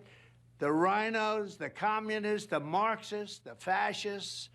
We will not only survive, we will be stronger than ever before. We're fighting a fight like nobody ever thought possible, and we're winning. We won in 2016. We had a rigged election in 2020, but got more votes than any sitting president. We're going to win like never before, and we're going to make America great again. I can truly say, I believe, better than ever before. Thank you for all of your support and for all of your prayers. So, Alex, as you know, it's not just difficult to survive going through this. It's even harder to be positive. And so for Trump to come out last night with a positive message for America, it just charged my batteries. Oh, he's 100% all in. And you look at Jack Smith yesterday. It's not when he's at the podium. Walking up, he's shaking because he knows he's election meddling. He knows he's engaged in like Hitler-level crap. I mean, these people are unbelievable. Did you read the indictment? Trump lies and says illegal aliens vote. The Democrats have legalized it in a bunch of cities. I mean, they removed the word peaceful from his statements. Look at this headline. Pew Research, one of the biggest research firms out there. Most of the 23 million immigrants eligible to vote in the 2020 election live in just 5 states. Illegal immigrants eligible to vote, and they indicted him saying that's one of his 21 lies. Even if he was lying, he has a right to say it. He's not lying. And by the way, we've been so focused on the political news today that we are leaving out, you know, Bidenomics. We're not just about to get crushed because of Bidenomics and the domestic policy. China and BRICS are about to make major moves in the coming months. We just had our credit devalued. The credit was devalued. The BRICS summit is coming up in South Africa. I mean, we're being set up. China's about to sell all of its treasuries. I mean, it's like Bidenomics is about to be. They were already getting rid of America. It was supposed to be the Chinese communist century. Trump came in and said no. And definitely supported, represented by people in government and us that don't want that. So he's not perfect, but folks, he's not trying to screw us. And I think, I mean, look, we're going to have big developments in 2023, and then I think 2024 is going to just be off the hook. I mean, weather weapons, alien invasions, maybe another pandemic. They're just going to throw everything at it. Oh, if Trump gets in, they're going to do the alien thing. They got that ready. They're going to try. They don't even want there to be an election. I'm telling you, folks. You know when something's dangerous. You know when something's going down. My spidey sense is like off the chart right now. I think everybody else gets that too. So when we come back, I'll read the Patrick Henry here. But listen, folks, you see what we've been through. I saw the media bitching. Trump used $60 million of the $200 million he raised to fight lawsuits. Where does he get it? He's supposed to fight lawsuits. Democrats use their campaign money for it. Support Trump financially. Support us. They've got to get through us to get to you. Vitamin Mineral Fusion, back in stock. Colloidal Silver back in stock. Go. Vote for resistance. Vote for victory. InfoWarsStore.com right now. We're talking about Christmas comes in August. It's never going to get any better. Don't look for it. Be happy with what you got. Because the owners of this country don't want that. I'm talking about the real owners now. The real owners, the big wealthy business interests that control things and make all the important decisions. Forget the politicians. The politicians are put there to give you the idea that you have freedom of choice. You don't. You have no choice. You have owners. They own you. They own everything. They own all the important land. They own and control the corporations. They've long since bought and paid for the Senate, the Congress, the state houses, the city halls. They got the judges in their back pockets. And they own all the big media companies, so they control just about all of the news and information you get to hear. They got you by the balls. They want obedient workers. Obedient workers. People who are just smart enough to run the machines and do the paperwork and just dumb enough to passively accept jobs with the lower pay, the longer hours, the reduced benefits, the end of overtime, and the vanishing pension that disappears the minute you go to collect it. And now they're coming for your Social Security money so they can give it to their criminal friends on Wall Street. It's a big club, and you ain't in it. And you said recently, quote, when you give, they do whatever the hell you want them to do. You better believe it. So what specifically did they do? If I ask them, if I need them, you know, most of the people on this stage I've given to, just so you understand, a lot of money. You and I are not in the big club. The owners of this country know the truth. It's called the American dream, because you have to be asleep to believe it. But I'll tell you what they don't want. They don't want a population of citizens capable of critical thinking. They don't want well-informed, well-educated people capable of critical thinking. They're not interested in that. That doesn't help them. That's against their interest. That's right. From the front lines of the information war, it's Alex Jones.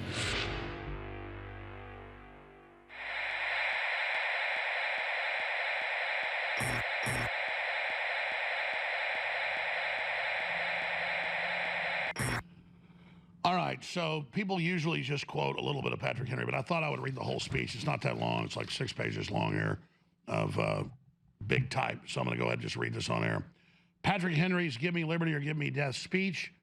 This helped spur the revolution in the months before 1776, July 4th. The question before the House is one of awful moment to this country. For my own part, I consider it as nothing less than a question of freedom or slavery. Should I keep back my opinions at such a time through fear of giving offense? Should I consider myself as guilty of treason towards my country? Mr. President, it is natural to man to indulge in the illusions of hope. But is this the part of a wise man engaged in a great struggle for liberty? Are we disposed to be of the number of those who, having eyes, see not, and having ears, hear not, the things which so nearly concerned their salvation? For my part, whatever anguish of spirit it may cost, I am willing to know the whole truth, to know the worst, and to provide for it. We're here 2.0, 10 times worse. I know of no way of judging of the future but by the past. And judging by the past, I wish to know what there has been in the conduct of the British ministry for the past 10 years to justify those hopes which gentlemen have been pleased to comfort themselves in the House. Is it that insidious smile with which our petition has been lately received? Trust it not, sir, suffer not yourselves be betrayed with a kiss. Ask yourselves, are fleets and armies necessary to the work of love and reconciliation? Militarization, 86,000 IRS, declaring patriots of the terror, Homeland Security should arrest all the Trump supporters. Let us not deceive ourselves, sir. These are the implements of war and subjugation. The last arguments to which kings resort. I ask, gentlemen, sir, has Great Britain any enemy in this quarter of the world to call for all of this accumulation of natives and armies? No, sir. They're organized the Native Americans. No, sir. She has none. They are meant for us. They can be meant for no other. And we have, and what we have to oppose to them. Shall we try arguments, sir? We have been trying that the last 10 years, sir. We have been doing everything that could be done to avert the storm, which is now coming on. We have petitioned, we have remonstrated, we have supplicated, we have prostrated ourselves before the throne and have implored its interpretation to arrest the tyrannical hands of Parliament. Our petitions have been slighted. Our remonstrations have been produced additional violence and insult. Our supplications have been disregarded, and we have been spurned with contempt from the foot of the throne in vain after these things. May we indulge the fond hope of peace and reconciliation. And who is the throne today? The UN, the globalists, the big banks, BlackRock, the WEF. There is no longer any room for hope. If we wish to be free, we must fight. I repeat it, sir, we must fight. An appeal to arms and to God of hosts is all that is left to us. And folks, we talk about war today, 90% is information, speaking out, noncompliance, civil disobedience, supporting the liberty, lawsuits, supporting Trump, supporting InfoWars, and praying to God. An appeal to arms and to the God of hosts is all that is left to us. It is vain, sir, to extenuate the matter. The war, this is the most important. It is vain, sir. They're not giving us quarter, they're not backing off. They're cutting the energy off, they're coming to cut our kids' penises off. The pedophilia is everywhere. The borders are open. Human smuggling. I mean, they're cutting off the energy. They're laughing at us. It is vain, sir, to extenuate the matter. The war is actually begun. Our brethren are already in the field. Why stand we here idle? Is life so dear, or peace so sweet, as to be purchased at the price of chains and slavery? Forbid it, Almighty God. I know not what other course others may take, but as for me, give me liberty or give me death. There is no making a deal. It's here to shut us down and enslave us. It's here to depopulate us. It makes King George III and the Parliament that just wanted to rob and control look like angels. Submission. When you run from a dog, it chases you. When you battle a bully, they attack you. There is no other way but total resistance. Owen Schroyer. Well, and even back then, one of the major issues was the taxes. And think about how innocent that is compared to what we're dealing with now.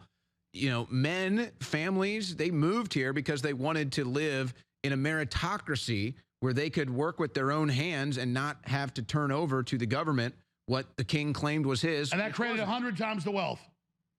And now in 1950, 4% of the world's population had half the wealth. That was us. Biggest middle classes didn't exist till us. That's what they fear, exactly. Self-government, same thing.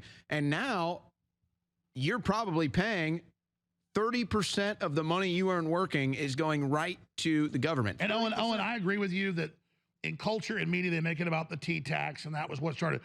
If you weren't a lord, you couldn't run a business. They raped anybody they wanted. There was paramilitary police beating people up everywhere. They treated us like slaves. The real issue was that they were above the law and could do whatever they wanted. And maybe we became complacent because there was a social contract. Okay, you know what? Maybe we do basically work for the federal government and they steal 30% of our time and our money. But you know what? At least we had roads. At least we had safe cities. At least we still had freedom. At least we had the opportunity for prosperity and home ownership and property ownership. That's all being taken away now. Because they wanted to get rid of us.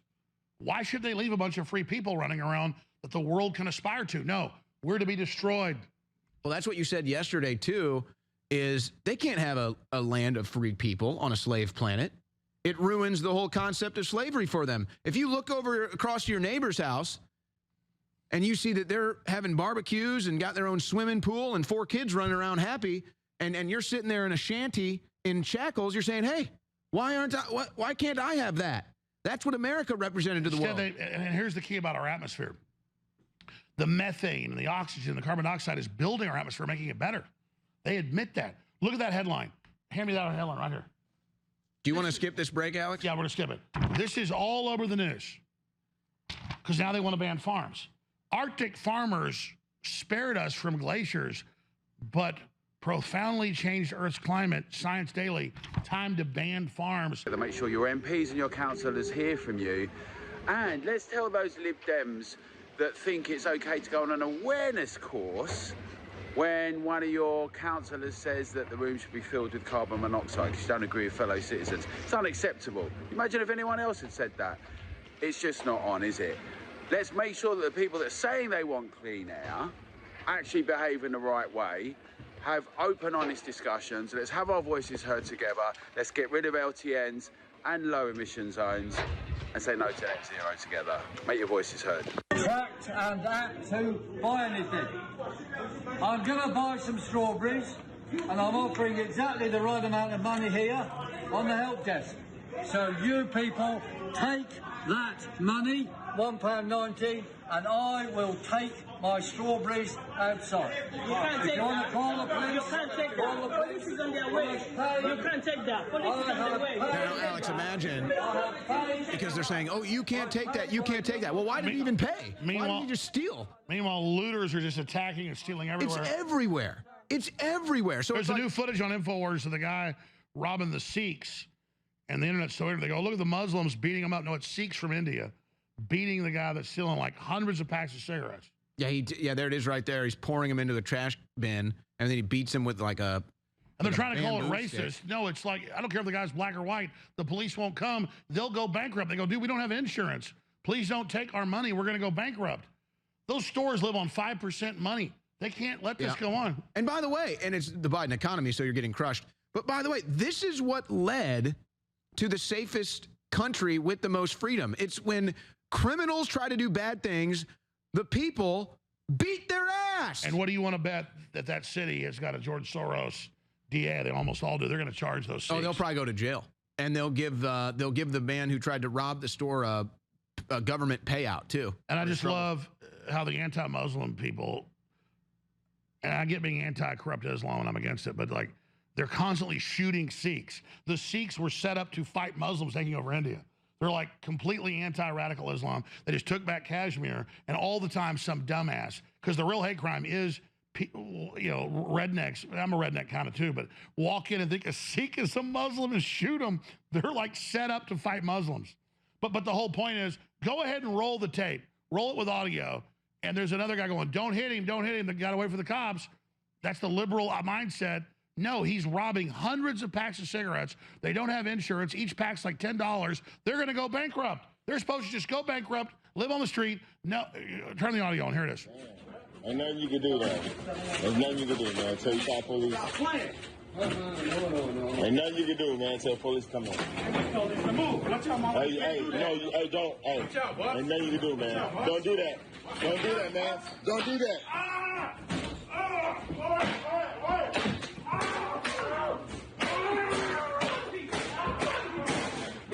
I don't care if that's a white guy, black guy, whoever he is. He deserves to get his ass beat. And it's funny that the people now understand so much. The guy filming this says, don't do that, don't do that. Everybody understands now. The good guy goes to jail. The system, the law enforcement, the bench now protects the criminal. The good guy goes to jail in this situation. I mean, how much more satanic than that does it get? And the public's so ignorant. The headline is Muslims attack black man. It's just like the situation on the New York subway where this serial harasser, he's been known to subway riders for 10 years. It's even documented on the internet, people complaining. Out of his mind. Harassing, aggressively, groping, everything. And then finally one guy does something about it. He sadly doesn't make it out of there. And then he's the one facing jail time. He's the one in jail. He's the one that gets prosecuted. The criminal gets protected by the justice system. The good guy now gets punished. Well, here's the bottom line. They wouldn't be trying to shut us down and silence you if we were easy to defeat. We're going to win this, but if humans get excited, globalists hope AI saves them. It's not going to work. If you get excited and fight the New World Order and share the articles, share the videos, and buy products at InfoWarsWar.com that enrich your life, it's game over. We got a big show tomorrow. The American Journal with Harrison Smith has a big show 8 a.m. I got a big show with a big medical doctor exposing the death shots. Robert Barnes is joining us as well. Big show, 11 a.m. to 3 p.m. tomorrow. You'll be back 3 p.m. Tomorrow with the War Room, Owen. I'm going to let you go ahead and take over. Great job of the crew, and I want to thank everybody for their support, and just, again, thank them for taking action. All right, Alex, thank you so much. And here's what we're going to do to finish it off. We've had a really heavy day. Every day seems to get heavier, but we're meant to carry that weight. We're going to upload some of these video clips. You've seen the 5 minutes of Democrats denying election results. You've seen the 10 minutes of Democrats denying election results. I have a 25-minute compilation. We're going to put it on Band.video. We got 5 minutes left in this show. So we're just going to put it on Band.video. Download that, share that. 25 minutes of Democrats doing what they're trying to arrest Donald Trump for right now. But you know what? Let's do this. Let's go off on a lighter note here. This is truly hilarious, and it's nice to see creative patriots putting work out there that is going to be effective. The famous Cats in the Cradle Hunter Biden remix. If this one doesn't make you laugh, then you're probably a liberal Democrat. Here it is in clip 2.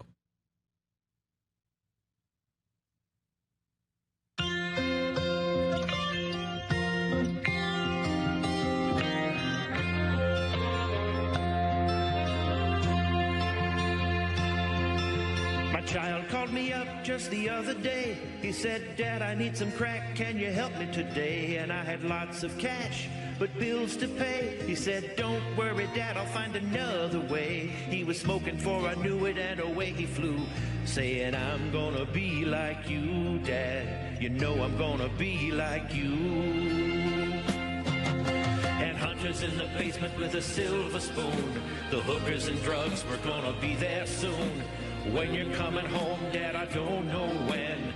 I'll be good and high by then, Dad. Yeah, I'll be good and high by then. Picking through rugs, smoking anything that even remotely resembled crack cocaine. I'm very proud of my son. My son came around just the other day. He said, I got me a deal where we can both get paid. Can I trade on your name? I said, sure, okay.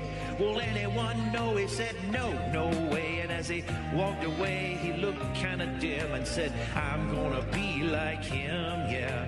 You know I'm gonna be like him. He's fixed it. He's worked on it. And Hunter's in the basement with a silver spoon. Ukrainian bribes were gonna be there soon. When you're coming home, Dad, I don't know when. I'll put aside your 10%, Dad. I'll always have your 10%. He said, honey, what are you doing? I said, Dad, I'm fine. He said, you're not fine. I know how to game the system. Come on. Come on. Well, he came from Kiev just the other day.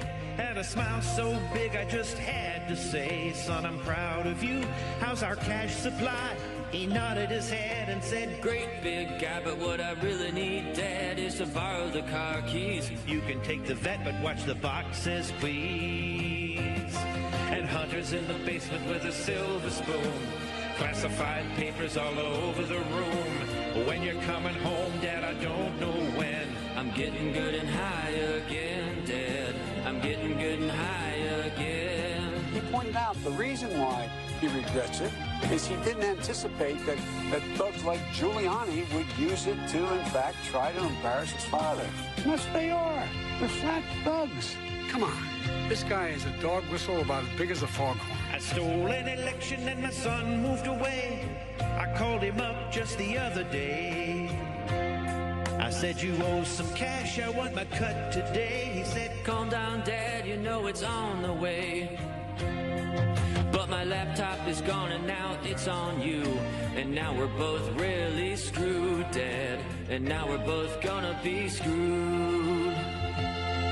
And And as I hung up the phone, it occurred to me he was damn near dumber than me. My boy was dumb as me. And there was Hunter in the basement with a silver spoon. All of our crimes were coming out real soon. When's it all end, son? I don't know when, but we're gonna end up in the pen, Dad. We're both gonna be in the pen. I am absolutely certain, 100% certain, that at the end of the investigation, that I will be cleared of any wrongdoing. God save the Queen, man. All right, there you have it.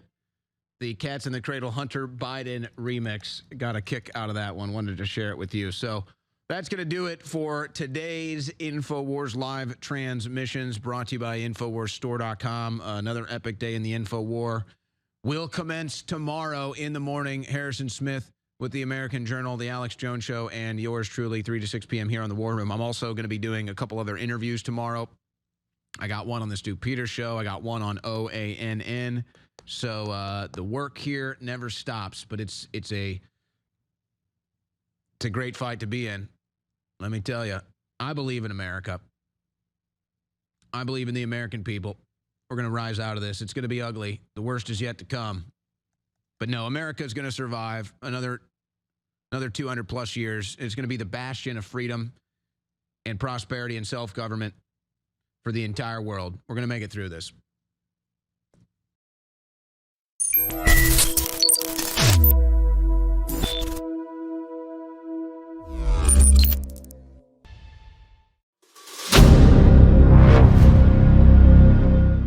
I'm looking for partners, collaborators, colleagues who want to join forces with me around the globe and create real value, generational wealth, and financial freedom for everyone else around the world.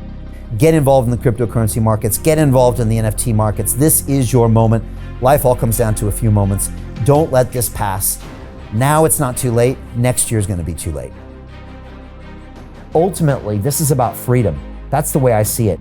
This is about giving power back to the people and enabling billions of people worldwide to use the financial markets to improve their lives and those of their friends and their families and their communities. Honestly, I think it's a violation of human rights not to allow people basic access to financial services. Because right now people are being kept in the dark, they're being robbed of education, and it's a travesty. And so I'm looking for people that want to join me and be a part of this solution. And that all happens inside the DeFi Academy. The gains my students are making are absolutely amazing. Double, triple-digit gains in the first month alone. That's amazing. This will change your life. Now is the time to get involved. I'm going to tell you exactly how my students in my academy made money in the last 30 days. I'm talking about real trading results. And let me just whet your appetite a little bit. Let me hit you with some numbers. I'm talking Brendan from New Zealand is up 68.77% on the month. Steve from Europe up 83%. Albert in Singapore up 169.9% on one single trade. I got Susan up 153% on her call options alone. Also rocking 139% returns and 442% returns as well on individual trades. These are people that are changing their financial future in the last 30 days, but it's based on trading discipline. I've graduated over 500 students from inside my academy from over 54 countries around the world. It's amazing. When it comes to crypto, DeFi, and blockchain, we love this space. We truly believe it's the future. This is down to our core.